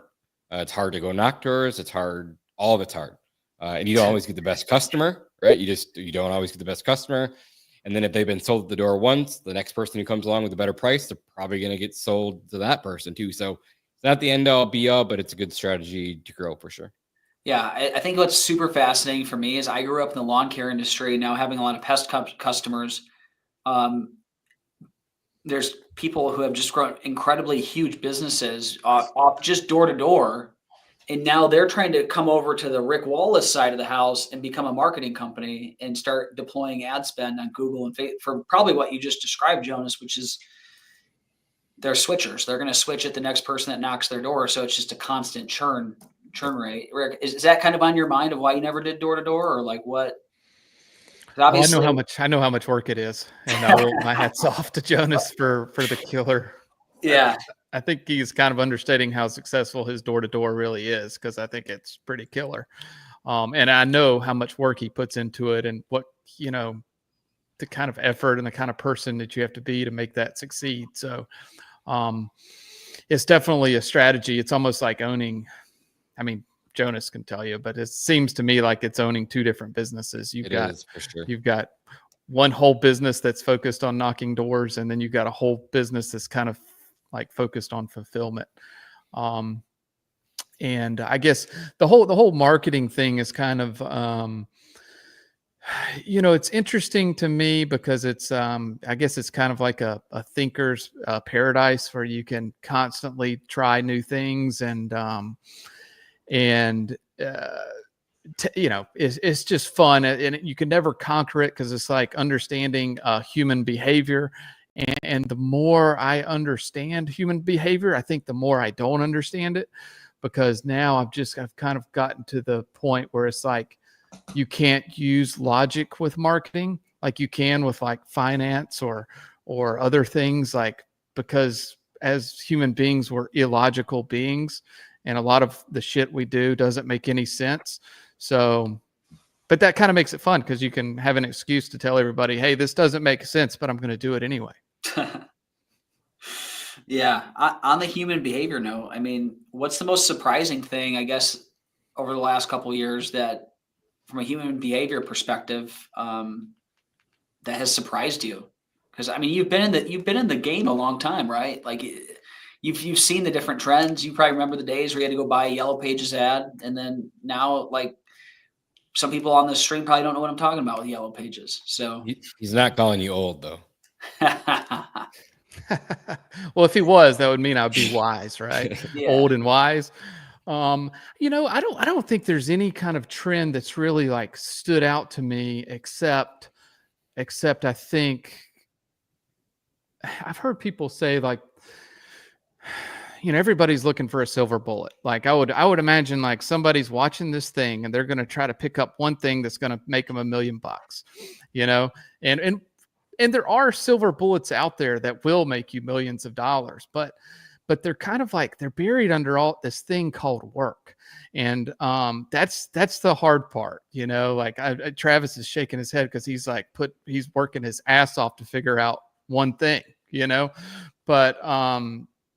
but I think that's really what I've learned is, like, you just have to consistently test, and whatever you think will work probably won't, and whatever you don't think will work probably will. And you just, like, the more iterations you can test, the higher chance you have to be successful. And also think, like, with marketers, like, you have to be comfortable with like a high degree of failure. I just remember one of the people that worked for me, he was like telling me, he's kind of like badgering me. He's like, you remember that marketing company that failed? And I'm thinking to myself, I'm like, you mean the 11th one? The 11th one that failed? Like that one? The 11th one, and it's like, if you are successful 20% of the time, that's going to make you a multimillionaire. 100%. 100%. On that note, what's your biggest L you took that sticks to mind, that comes to mind? Did you ever have a big investment where you like just lost a lot of money? I know I did. And in the last, we were growing Mashalash, and we were open 2 locations inside of 2 years. And I actually we ended up closing it because we were growing so fast, and it just wasn't sustainable. Well, mostly because I started Clicky, and Clicky started to take off. I had to go away from the business, literally hand it over to Masha. He's like, all right, here's 2 locations, 15 employees, and $800K in revenue. Like, here you go. And she was not able to, that wasn't her dream. Her dream is to have 1 store. I was impressing my dream upon her. So I learned, literally, I stacked $200K on a table of my own money. Like, the second store was beautiful. It was like a fucking Apple store for lashes. Okay. It was gorgeous. And I just lit that money on fire. But it was like one of the best lessons I've ever learned in this. really painful at the time. Like literally taking a sign off of a building is a little bit different than like a non brick and mortar business. But Marshall Ash is doing better than ever, and we're doing better than ever. So curious for you. I mean, do you have any big losses that stick out, whether it's marketing or even just business wise? Well, I think it's just like I think Russell Brunson has this one quote that's like, "Whoever loses the most wins the most," and I think you just have to be ready to lose. I think, and especially when it comes to marketing, you just have to. And I think that's what keeps a lot of people off the edge, and it keeps them from being successful because they're scared to lose and lose the amount of money you're going to have to lose to play the game, like whatever that is. I mean, whether it's I don't know. I probably spent 50 grand on this three marketing reports for our 3 locations, and I didn't follow my principles of marketing, which are test and figure things out for yourself on different. I thought I could buy a silver bullet, and they would tell me exactly what would work in these 3 locations. And they were a fancy this is the 10th firm, I think, that was the fancy marketing firm. And you just can't know. You got to spend. I would have been way better off spending those $50,000 on, 2,000 Facebook ads, actually figuring out what messaging works. And so yeah, but I think you can't. At the same time, it's like you don't want to get discouraged from losing, because losing is learning, and it's a really painful thing, and it's good because it's painful, because maybe we won't do it again. 100%. Like I say that to my wife all the time. I was like, I'll never forget that. That was the most painful learning I've ever had in my life. Well, and the cool thing about that experience, and some of my experiences, like you almost want to be thankful for those experiences, because they guide all your future decisions, because of that burning pain. Yeah. I don't cry much, but I cried that day, like it was an experience for sure. Jonas, how about you? I mean, obviously if you get growth, there's going to be failure, right? Any big failures that stick out in your mind, or badges of honor that you can think of? Yeah. I mean, our first year, moving into Wisconsin, it's 2 hours away, and it was our second branch. And I think that summer we spent about 80 grand in hotel rooms. So again, not smart. I would never do it again. But the first thing I did when I went, like, this should be helpful. So the first thing I did when I went down there is I got a shop. I got a new place to store all my equipment. Got a spot to put on my trucks. Blah blah blah. Hindsight 2020, should have just rented a house with a garage. Had 2 trucks parked there for a summer. It all stayed in the house. Would have saved me probably 60 grand. So yeah, it was a learning experience. I mean, thankfully we came out of it really well. Could have made a lot more profit that year, but again, I'd never do it again in future. Like Rick just said, like you learn from those mistakes, the learning curve. Thankfully we're still young, and open up the next, 7 or 8 branches that we did. We never did it again. So yeah, learn, like Rick said again, it's just, you have to fail fast, right? The faster you fail, the quicker you can learn. Same thing with ads. Like everyone sees my content out there, sees my ads out there, but do you know how many renditions of that same ad, right, that I made to find one that finally worked? Like different hooks, different offers, different everything, right? Like it's the $1 million leads principle, just constantly trying to see what works. So I have like literally thousands of videos trying to find 1 or 2 that work really, really well. So yeah, just failing fast. And yeah, you're going to spend some money. Be smart about it. Watch your numbers, like look what your lead cost is. Like make sure that you're closing the ones that are coming in, because just because you have more leads from a campaign, you might have less sales. So you have to be able to track that. So like go high level people in here and marketing guys in here know what you're talking about. So yeah, there's a lot that I've learned for sure. Lots of failures. But again, like that's how we learn. Hey, we have a question in here on the chat. By the way, if you have any questions for the panelists, feel free to drop them in chat. for any of the panelists, we'd love to ask. Got Andy Tucker, Jonas. How far away do you make sure each location is? It's a good question. So for the first 10, I said that I want to be within driving distance. So if I can get in a vehicle that same day and get there within 6 to 8 hours, is where I want to keep it. So that's where we're at right now. Is there any benefit to that from a marketing perspective of having them that close? Oh, for sure. For sure. mean- Like think of like when you're running Facebook ads or Google ads and you're targeting specific neighborhoods and you have people going in there, like, yeah, like every ad in one location is going to help out the other one because again, it's just more trucks in the area, more, more ads running to the same, to those locations. So all your lawn signs, your trucks, your people, everything, like, yeah, for sure. It all helps out. Yeah, we have Jay Brewer, strategy for developing a financial center to expand another branch. So I think not clear on the question. Jay, if you could elaborate on that a little bit, I'll come back to you. Travis, I want to take it back to, obviously you've had a career that things surprised you, right? Yeah. Like you had to start this new brand, and after you kind of had to kill your mockingbird, so to speak. Like something you've worked so hard on, and you had to walk away from it in a sense. So I'm curious. Tell me a little bit about that story, and as much as you feel comfortable sharing. But I'd love to hear about maybe some learnings that you took from that experience. Yeah, honestly, I wouldn't even say that would be my biggest L. Honestly, if anything, I think that's my biggest win is to Amen. have the Hallelujah. freedom to start and again and have the ability to be in the same industry, in the same area that I grew a business to the size that I did. I think the biggest learning for me is obviously how to handle that beforehand, preemptively, so that it doesn't happen again. But for me, I think the biggest learning, like in business, is kind of like what was said earlier. Kind of you be good at two things, not 10.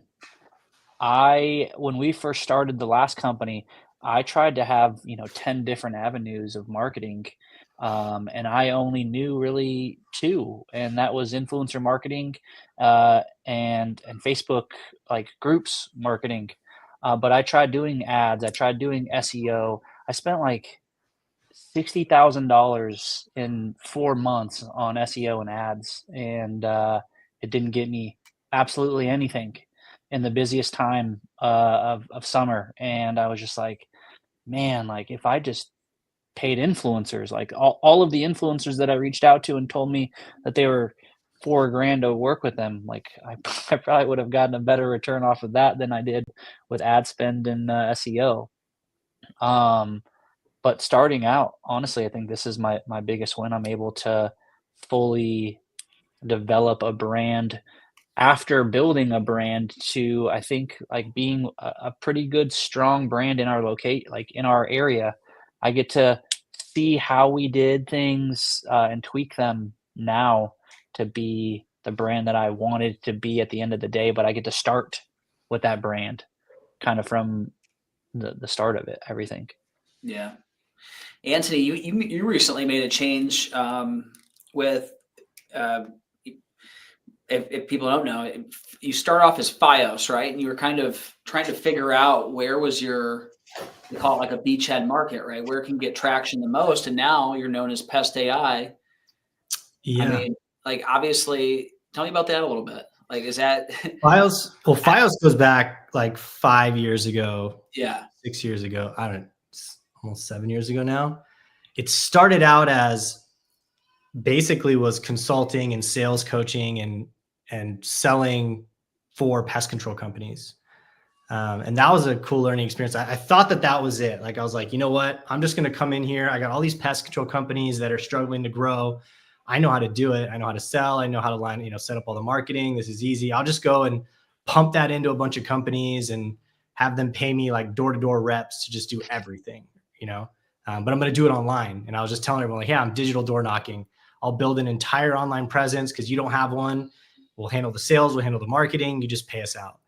And it went really well for like 2.5 years until I had my biggest client cancel because we sold too much and he couldn't pay me. And so like for me, that was a good learning experience because I had never been like under the table over, $150,000, and not gotten paid. Right. Yeah. It's just like, whoop, what happened? Just legs out from under me. And they're like, sorry, can't pay you. So, that was a good learning experience. And through that process, we were already developing building out the software side and the tech stack and, using high level and all these other tools and customizing and integrating and putting all these things together. And so I had to make a shift at that point. I was like, okay, you know what? Not going to do this. I'm going to go this way, and totally pivoted. Kept the name because it was already a business that I had. And honestly, looking back, I think that was probably the biggest mistake. Like I should have probably rebranded and completely started over then, but I thought, no, it's fine. Business name doesn't mean anything, right? Nobody cares what the name is. So I just rolled with it. And I spent thousands of dollars on Facebook ads and like all this stuff trying to get traction, and it wasn't getting a single demo booked, right? And then we came out with conversational AI, and so we named the product Pest AI, and then we had Fios and Pest AI, and everyone was really like, AI is just big right now, right? So everyone was jumping on that, and so we made the decision just completely rebrand, make it easier on our customers. Went Pest AI for everything. Started running Facebook ads literally with just our logo, and couldn't keep up with the interest and the demos that were coming in. It's like, wow, if I had done this 3 years ago, how much money would I saved on wasted confusion? But I think that that speaks to like, if you're building a business, it's really important, whether it's in your paid marketing or your organic marketing, whatever it is, your message has to speak to your customers and show the value that you're going to bring to them. And if it's not in the name or it's not in the messaging itself, you're going to waste a ton of money on, marketing because they're confused. They don't know what you're trying to sell them, or your website isn't built to convert. So you're spending money on ads and they go to your website and they get there, and then what? Right? They don't fill out a form or they don't click to call or whatever it is. So yeah, that was a good learning experience for me. Yeah, that's awesome. Yeah, we covered that a little bit at the beginning. Typically like a lot of business owners are hands off with it, and they just send it to the market. It's on the marketing company. I paid them $50,000 last year, and they either did good or they didn't, and they just phone it in. But now, like as there's so many tools that you can actually track the success yourself, whether it's watching Google Analytics or using a product like Hotjar or PostHog. Like this is not rocket science. It's like one line of code, and you can watch every user session on your website. Like, where are people going? Where are they getting stuck? Like, what is going on? So I think that's why so many people burn through marketing agencies too. They just think that, oh yeah, no, I pay you money and then I'm going to grow, right? I'm going to make that $1 million. It's that silver bullet. It's like, if you don't understand, at least in a general sense, right, what that marketing agency is going to do for you, and they're not taking the time to work with you, it's like through that process and actually talk to you about what's the messaging, what's the value of your company, what do you stand for, what's your product, right? And how are we going to portray that through this advertising? You're going to just keep switching companies every 6 months and thinking that you wasted a bunch of money, because it's just not going to work. Yeah. I think the root cause, and maybe you guys can agree or disagree with me, is the people actually pushing the pixels and doing the back end work aren't the same people that you're interacting with on a day-to-day basis. Typically, there's like an account manager that's assigned to you, and they're interfacing with you, and they're going back to their team lead, who's going back to the actual dude who's actually placing your pay-per-click dollars. And to me, it's like, I think that's where things get lost. You're just a number on their Jira board, okay? And they don't, like with us, growing our business is kind of life or death. Like if we don't grow our business, we can't hire our employees. We can't create new opportunities for our team. I think that's I think that's what gets lost sometimes. And I'm sure there's some great marketing companies out there for sure, but from my experience, that's what I've seen is too many layers of bureaucracy and management between the person actually, like if we go deploy our own Google ads and we're looking at the number and it's like $18 cost per click, we shut it off and we go try a new ad that's getting a better cost per click, right? Because we don't have infinite runway on money. So, Well, I think the problem with like the marketing agencies is like, they're not getting, as soon as you start paying someone by the hour, like it's something changes. Cause like a lot of marketing agencies want to bill you per month, but then there's like this veil of like how much time they spend on your account. So I think that's one issue. Is like, so there's no testing going on. And Right. then the other, so because they're not spending enough time to test. And then the other problem is to not against the marketing companies, like they need the creative. And then I don't know who the hell is supposed to figure out the offer if you're not. Because if the marketing agency's not in your field, like how are they supposed to like figure out the offer that you're promoting? And then like if you have an offer, then that needs to be cash flowed out to be cash positive at some point. So I guess it's sort of up to the company to come up with the offer. So it's just sort of a difficult scenario. I don't know how you grow without having somebody that's really good at marketing. Yeah. Yeah. 100%. So we're getting that time here, but I want to wrap it up with one final question. Like what, and Jonas, we'll start with you and then we'll go around the horn. Jonas, what are you most excited for 2025? Work wise, personal wise, what are you looking forward to? That's another really good question.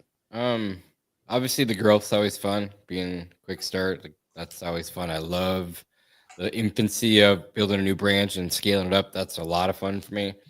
But honestly, I had to say the people. Like we brought so many new people in that are rock stars, new relationships. It's been a lot of fun. That's been one of my most favorite things. So like I look to the future of like where I have the org chart built up for the next level. It's like who we're gonna hire is gonna be really, really, really fun. So I'm excited for that. I enjoy that part of it too. And now just to piggyback off what Rick said too, and it's not just the offer. Like they're taking an ad that's probably working in Georgia or Florida where Rick is, and then trying to run that same ad up here and talking two different audiences. It's just not the same thing. So, like again, go back to what Rick said, they're not testing the ad for you. They're like, oh, this ad works here, it works there. Let's put it into Jonas's market and let it run there. Well, no one's watching it, and then you come back for your monthly call. It's like, oh yeah, your cost per click's $100. Well, no shit. So, yeah. So I would just piggyback up what Rick said. I agree. Yeah. Like, like they say, a CEO should only do three things, and I'd say there's a fourth one there, and that's own your marketing. I love that because we're like, I think what's really interesting when you do a webinar, the traditional like stuffy ones where like the marketing company does it, it's like some account executive or whatever. But like we've actually all deployed our own capital on a campaign and had to own that, right? And like sign the back of a check or a front of it, So I think that's what's really interesting about everyone's perspective here is we've actually paid our own hard-earned money. Like it has to produce. So Rick, 2025, what are you excited about? I mean, obviously the growth is kind of what keeps us going, right? As marketers, we get to blow more money testing a bunch of different shit. But I think it's I guess what I'm kind of excited for is really like, I think it just comes down to like, I think marketing is sort of this, it's just magical fantasy land that some people figure out and some people don't. But I think what it really comes down to is like really just understanding the basics of marketing and just testing. And it's just massive amounts of testing. Like Jonas is talking about how many videos he tests. And, like I bet your average person that does Facebook or Instagram is like, yeah, I ran 3 ads this spring, It doesn't work. where we might be running like 35 different ads a week, you know, or and just like, and that's kind of the fun part is just like I guess at the end of the day, like I've kind of thought about like marketers as kind of like treasure hunters, because we're always like searching for that one thing that will really work. Yeah. So that's always exciting. And then but I also think like, you know, you have the marketing part and then you also have the sales part. So like unfortunately you kind of have to figure out both of those, because you get the leads and then you got to sell them. So it's but that's sort of the fun part, that you kind of get to grow a sales team. You get to, I think there's a lot of, I know for me, like concentrating on finding the you know, there's all this gunpowder that's just sitting there waiting to be used. And, Yeah. you know, whether that's an outbound team, whether that's, you know, like the referrals, trying to get some referrals, just there's so many ways to create more clients. It's just trying to focus on what you have too. 100%. And I will say, the one thing that I was going to say, like that, are you going to get to your controversial thing? My controversial thing? Yeah. Like what was that? What was that? It was like, what do you think? Oh, in the deck? Yeah. No, it's like, Oh. what do you think is like, you think is true that most other people don't? That was Oh, yeah. At the end. okay. Yeah. This isn't the end. Okay, cool. Oh, yeah. Well, let's roll into it. I was actually going to skip out on it, but let's. So we had a bonus question on here. It was what's one important truth that very few people agree with you on? There's actually a Peter Thiel interview question that he asked people. Yeah, 0 to 1. And I think it's a really interesting question. So yeah, I'll love to hear yours, Rick. Well, I think ugly marketing works. I had to fire all my graphic designers because they were too pretty. It's too perfect. And I'll agree with Rick on the video side. The better cameras that we bought, the more high quality production that we shot, the worse the videos got. We have videos that hit 10, 15 million views, all shot from an iPhone or an Android. Yeah, that's funny. Best Facebook ad I ever ran, I feel like, was like the ugliest, simplest. It was like a logo on a purple background, and best results I've ever had. I don't know why. Yeah, I think it's like a theme that, like, I just redid my my homepage, and it's like it's just a landing page, really, but it's really ugly. But I'm kind of hopeful, you know. As long as it's built to convert, that's all that matters, right? But that's the idea behind it. But it's pretty ugly. Rick, I did see your Jesus video. Jesus video? What's that? It's just a video on YouTube, but but to that point, like a lot of the fancy stuff, a lot of the fun stuff, like that was kind of a fun video.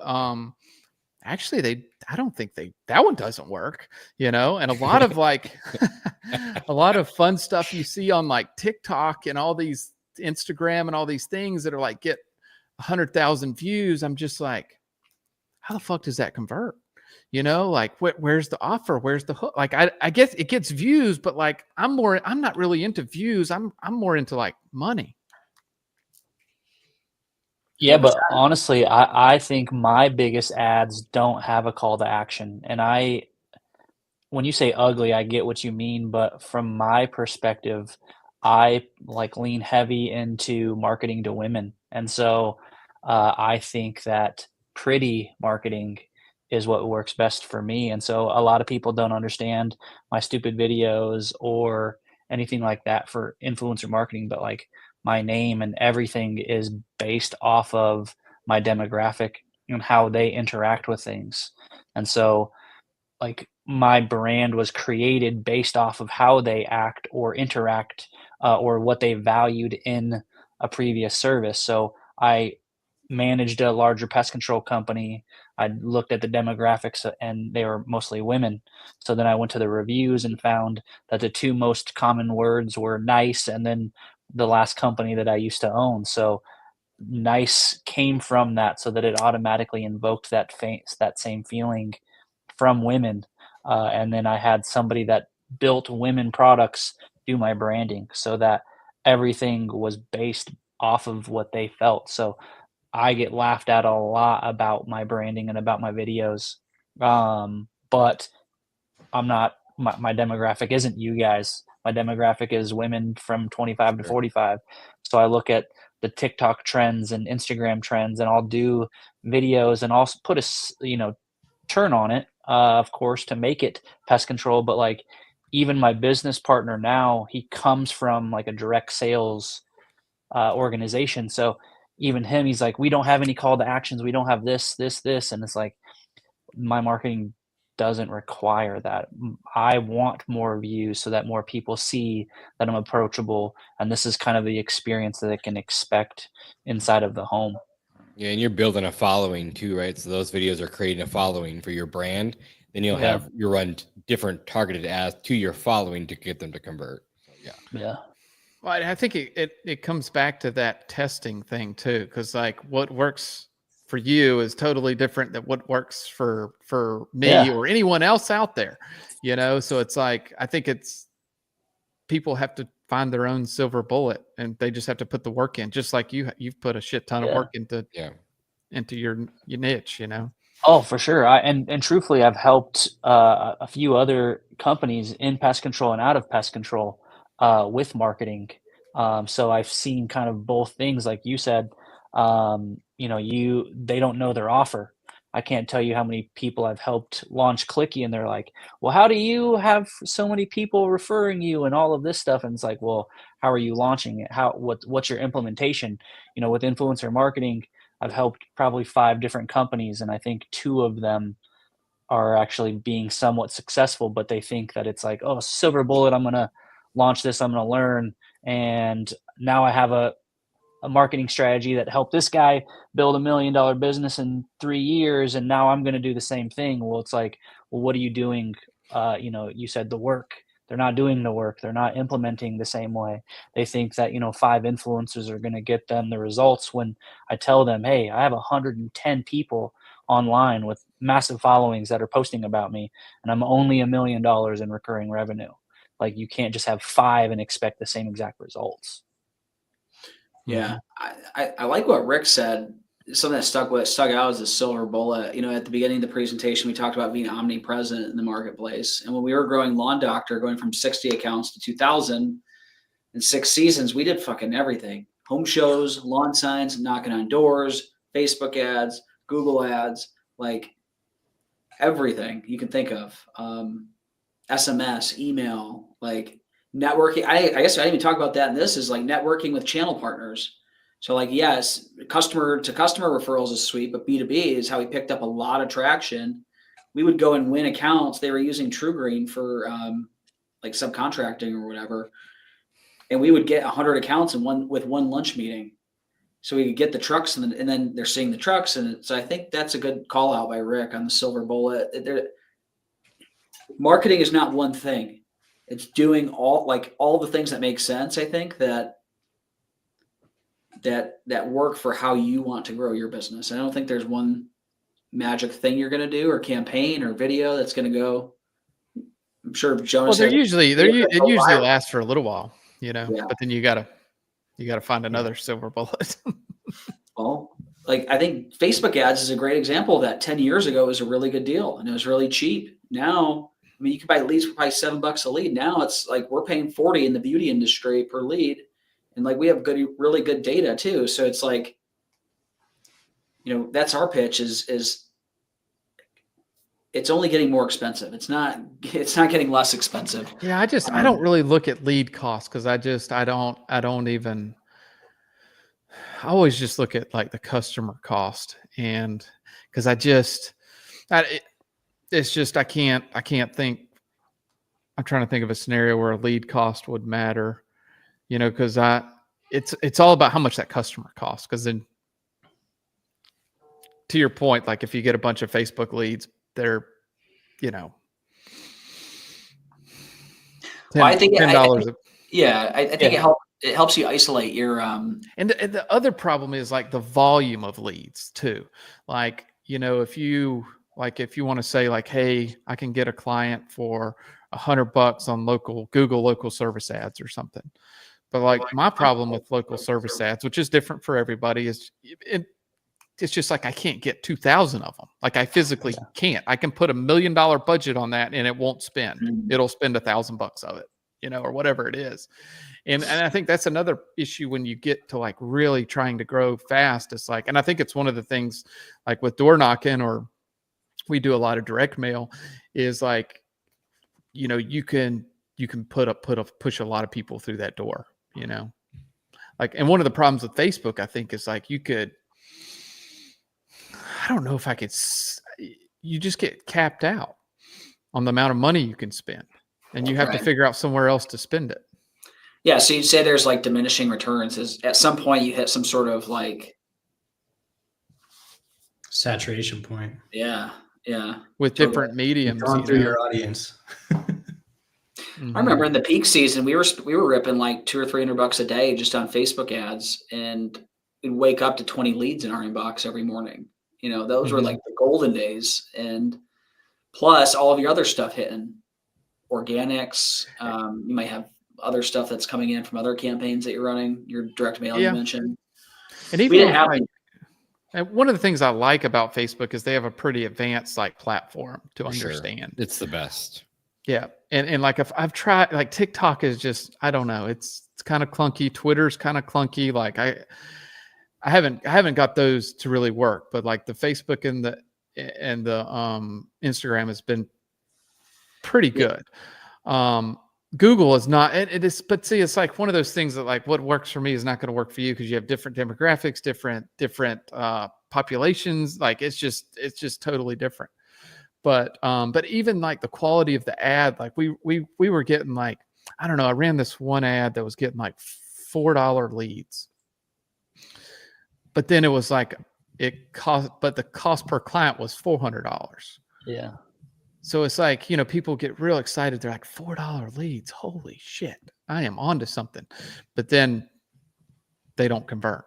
But then you might run, a higher converting ad that has a $25 lead, but it converts at 130. Yeah, let's dig into that. I mean, that's assuming the sales process is identical between all your leads, which it's not most of the time because, different reps are calling the material. You might not have instant speed to lead in some cases. Maybe that lead's not getting hit till the next morning. How do you think about that when you're judging cost per sale and cost per lead? I think that's. I'd like to ask Jonas how you get your speed to lead. Like, what is your target? How fast are you wanting? Yeah, that's another great question that we get asked a lot because we use Go High Level for a lot of the speed to lead stuff because it automatically sends you a text as soon as the lead comes in. That way, you're going right to your sales guys. We have it go directly to our salesperson between I think 8 a.m. and 9 p.m. roughly. Everything other than that it goes till like 8 o'clock in the morning. So again, we're gonna call them as soon as they're gonna get a text says, "Hey, this lead just came in. Call now." And they're gonna call. We double call every single call because everyone it's that age where everyone just screens calls or double calling. And then we're gonna follow up probably 6 to 8 times per day. I'd rather be that company that calls too much than that doesn't call at all. We're paying for these leads. We got to close them. So speed to lead is super important in our business and our industry. So I think the last stat that I read was that after 5 minutes, you're going to lose up to 80% of close rate in that customer. So speed to lead is super important. So that's what we do. That's why we use the Go High Level to make sure that we know exactly when that lead comes in. Are any of you guys using text, or are you guys strictly just using call? Oh yeah, we use text too. Yeah, like it's odd. Like so with Go High Level, which you guys use it'll automatically text right away, right? And then you can manage the opportunities through the pipelines. So your messages come in, you Go High Level, and it's sending them a text message to the customer, and they're just following up right there. So yeah, absolutely. But are you calling every single one? Yeah, we're still gonna call every single one. Yep. Because I don't call anyone. I actually, Anthony thinks I'm crazy when I first told him this, but I actually send all of my incoming calls to voicemail right away and text them. And so I'm closing about 71% of all of my leads via text, all through AI. That's awesome. Yeah, it's super interesting. Like from a software company perspective, we thought we'd build a software and people would go on and sign up themselves and just onboard themselves and go live. That is not how people buy B2B SaaS software. Like, it turns out they want to sit down with a cup of coffee, do a demo, like really flesh out the product, and they want it on a platter. They want a white glove setup. So that's kind of what we started doing. But what I realized was we just started our outbound calling, and we're like ripping on book demos right now. Like that is the way to reach B2B owners apparently still in this day and age, like calling. So it's funny hearing Travis, not funny, but it's interesting hearing Travis talk about that, the tactic that you use. Jonas is still calling. I know Rick's calling. But it's different too because I know we're in the same industry, but like let's just say we're doing exclusion work. Like we're trying to sell the appointment, right? Not just that general pest control. Like so, if we have to actually set the appointment, that's why we're calling. So Yeah, but maybe you have a way around that too. that's I'm all true. too. Yeah, Yeah, I mean, like if it's termites or rodents, things like that, we'll set up an inspection, but we still do it all through text. Do they pay for the inspection or is it free? Some of them are free, some of them are paid. Yeah, all of ours are paid. So Yeah. not that it makes a difference, but I'm definitely interested. Definitely makes a difference. Yeah. Paid inspection conversion rates are going to be way higher than free ones. Yeah. Rick, do you do pests too, or is it just We lawn? do. I know it's called liquid lawn, but you guys also do interior pests too. Try not to, but we try to do the exterior like every other pest control company As long as out you stay there. outside. Yeah. What's your cross sell rate? I mean, how many people are buying both from you, lawn and pest? Because I know it's been super hot lately. Lawn, like Donnie Shelton with Triangle. He's got Triangle Lawn, and he's got Triangle Pest, and then they have Triangle Lawn now. It's been really trendy to people crossing over. So I'm curious. Well, I think what maybe a lot of people don't know is like lawn care companies really suck at selling pest control. They do. They really like telling people they sell pest control, but they really suck at selling it. Yeah. And we really suck too, but it's something that we're really trying to work on. And that comes down to, for us, it really comes down to the sales process and the sales reps and the training and the scripts. And secondly, the offer. I think that's what we've been experimenting with all years, like trying to like figure out what offer will work to get the sold. Cause like really, like if you think about like a lawn care company, if we cross sell pest control, like we're getting primo pest control customers, because we're not going to fix a fucking problem, and that's a beautiful thing, because like that means we can go spray our fairy dust around the perimeter, and then we can leave without having to actually have to fix a problem like ants or roaches or something like that. But that, I think that's something that we're working on for the next year. We've been experimenting with 2 or 3 different offers to try to suck people out of their pest control company. Yeah. Right. Well, if I'm a homeowner, I just want one vendor. Like I want one. You would think, But you would think that, but it's that's not actually that way. bullshit. That's Yeah. bullshit. This whole like home service, like everybody wants one person. No, they fucking like their pest control guy, Yeah, or they yeah. don't know him, and it's too much effort to get on the phone and cancel them. Like we have offered free pest control for a year, and it's a hard sell to give this shit away for free. Mhm. They're like, no, I got a guy. I like it. That's a big offer. That's a big like- offer. A year. Oh yeah, yeah, a whole fucking year. The customer, like, okay, if you're a lawn care company and you're trying to sell pest control, they do not see you as the same industry. It's complete opposite what you would think. It's total different offering, totally different service. Like you think as a lawn care provider that you go sell it.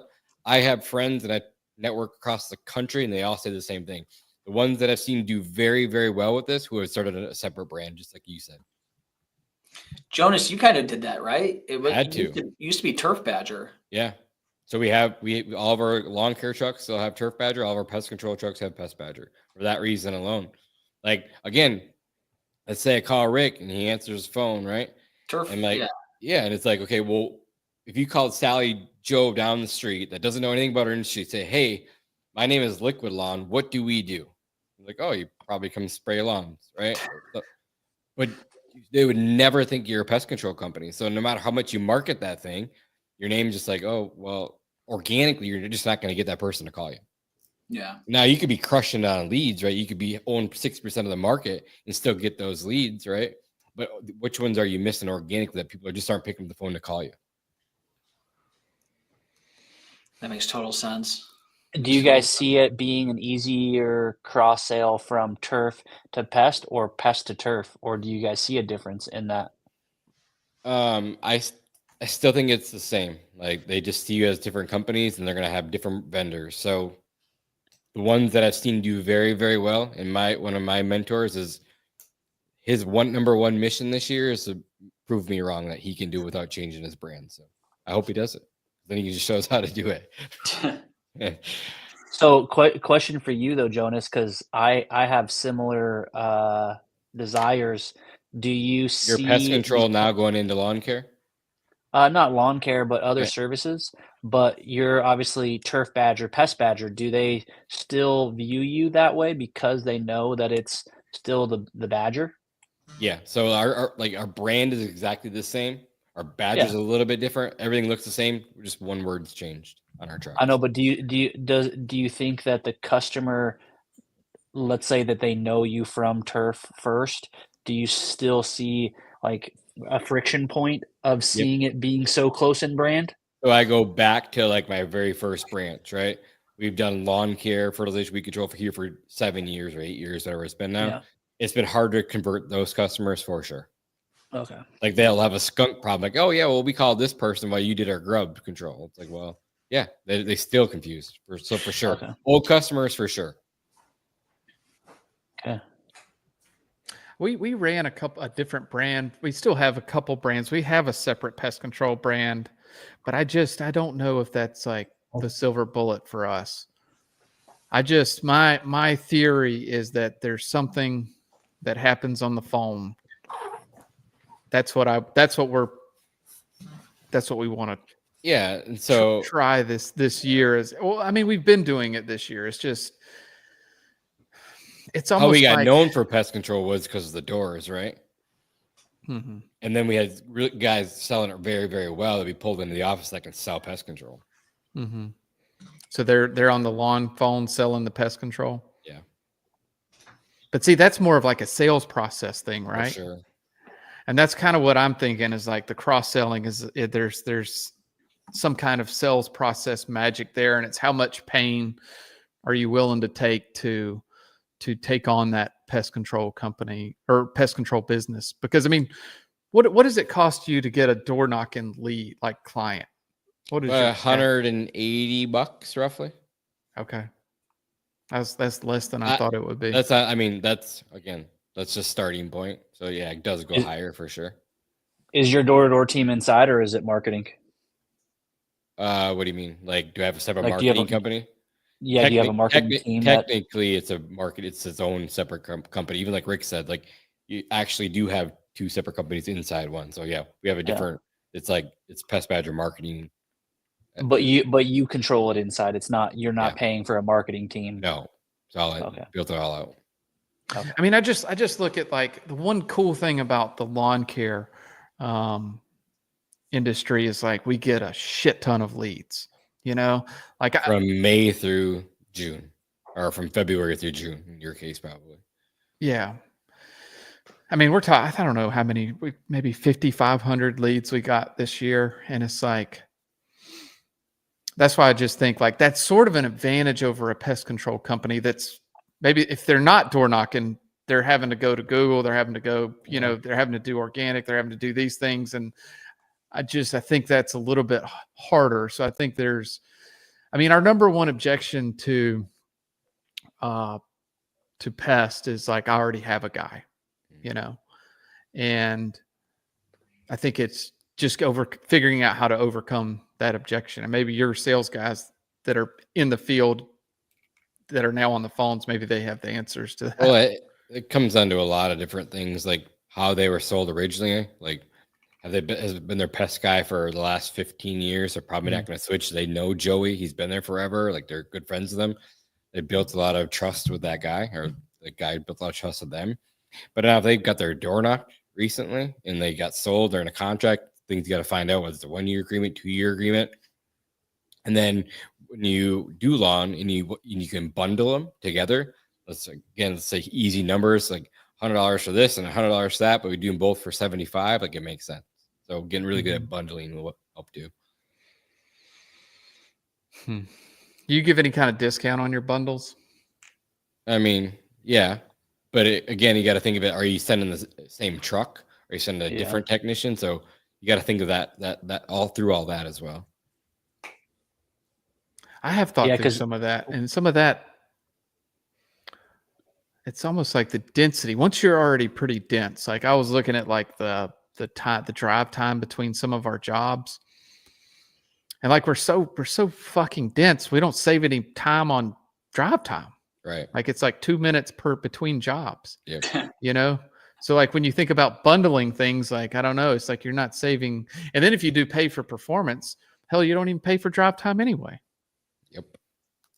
But Rick, I saw something pretty cool on Facebook. You had like this hose reel. That's probably the coolest thing that I've seen all year. Rick. I know. I'll give you that.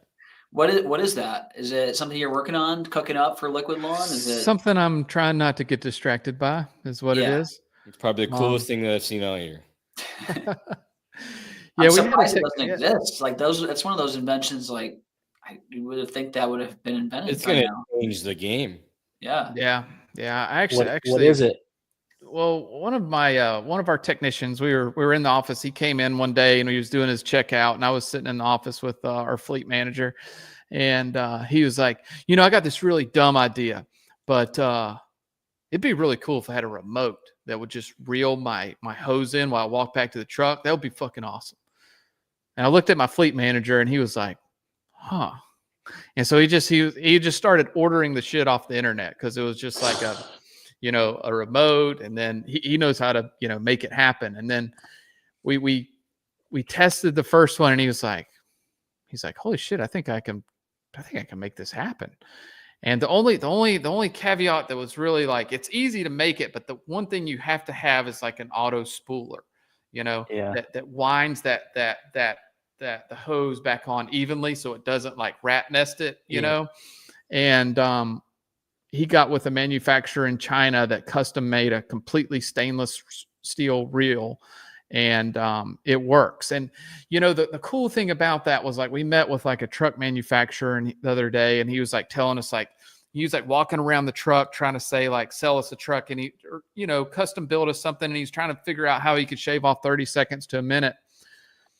And that reel, the reel, that's 1 minute legit per job. Yeah, it's and awesome. Like, I think our average job time, I think in Georgia, it's 14.8 minutes.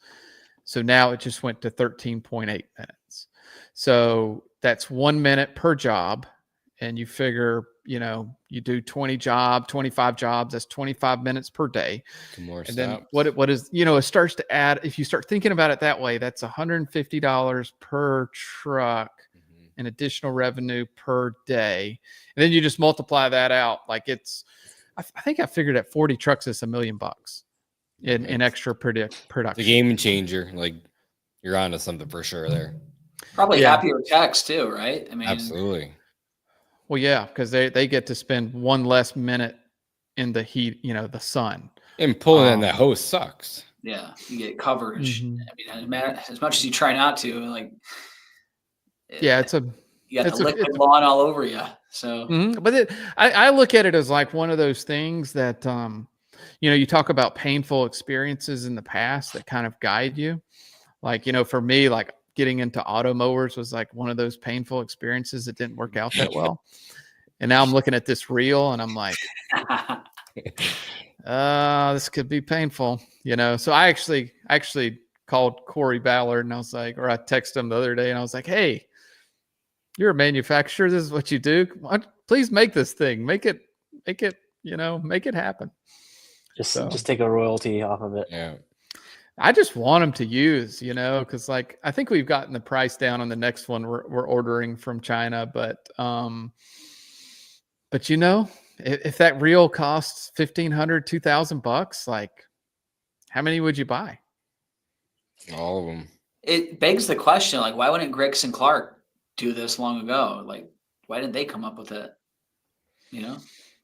Obviously they're set up for this, right? I mean, Well, I know, and on that, I think it's like pressure washers, or like I think they would be like, why the hell don't I have this? And Right. seal coaters, and like you start to think of all the applications that could do this. But from being in our in the lawn care industry, yes, you can kind of you start looking like every new business you start, you pay an ignorance debt, Yeah. Mm. and having learned that painful lesson in the past, it's like I don't want to pay for it again. No thanks. Yeah. We'll have Corey Ballard pay it, right? Well, he already knows what the whole that's his business, right? So that's he's already paid the ignorance debt on it, I would think, on that business model. He's got a huge office and he knows how to make it pencil out, You know what? In software land, we would spin up a landing page and start pre-selling them tomorrow. How many pre-sales could we get? And if enough people buy them, then we'll go and build them, right? Physical is obviously harder. Like, well, you got to think of like parts inventory. I don't know how long this thing will last. Right. Like support, like the Elon Musk with the flamethrowers. Yeah, it's like it's a whole nother business, Oh man. That requires a whole different software, a whole different sales staff, a whole different, and it's just like, fuck. Yeah. Fuck that. Yeah.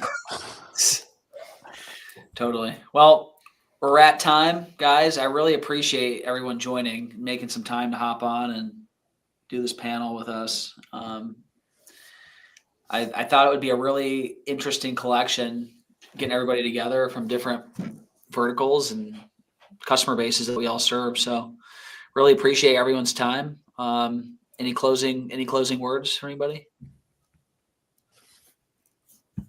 Just go out there and be nice, guys. Yeah, go out there and be nice. Just be nice. So really appreciate everybody tuning in. I'll say a final blessing from the lawn pope. I'm just cool. Well, appreciate everybody. Hope you have a good evening, and we'll talk to you soon. See you. See you guys.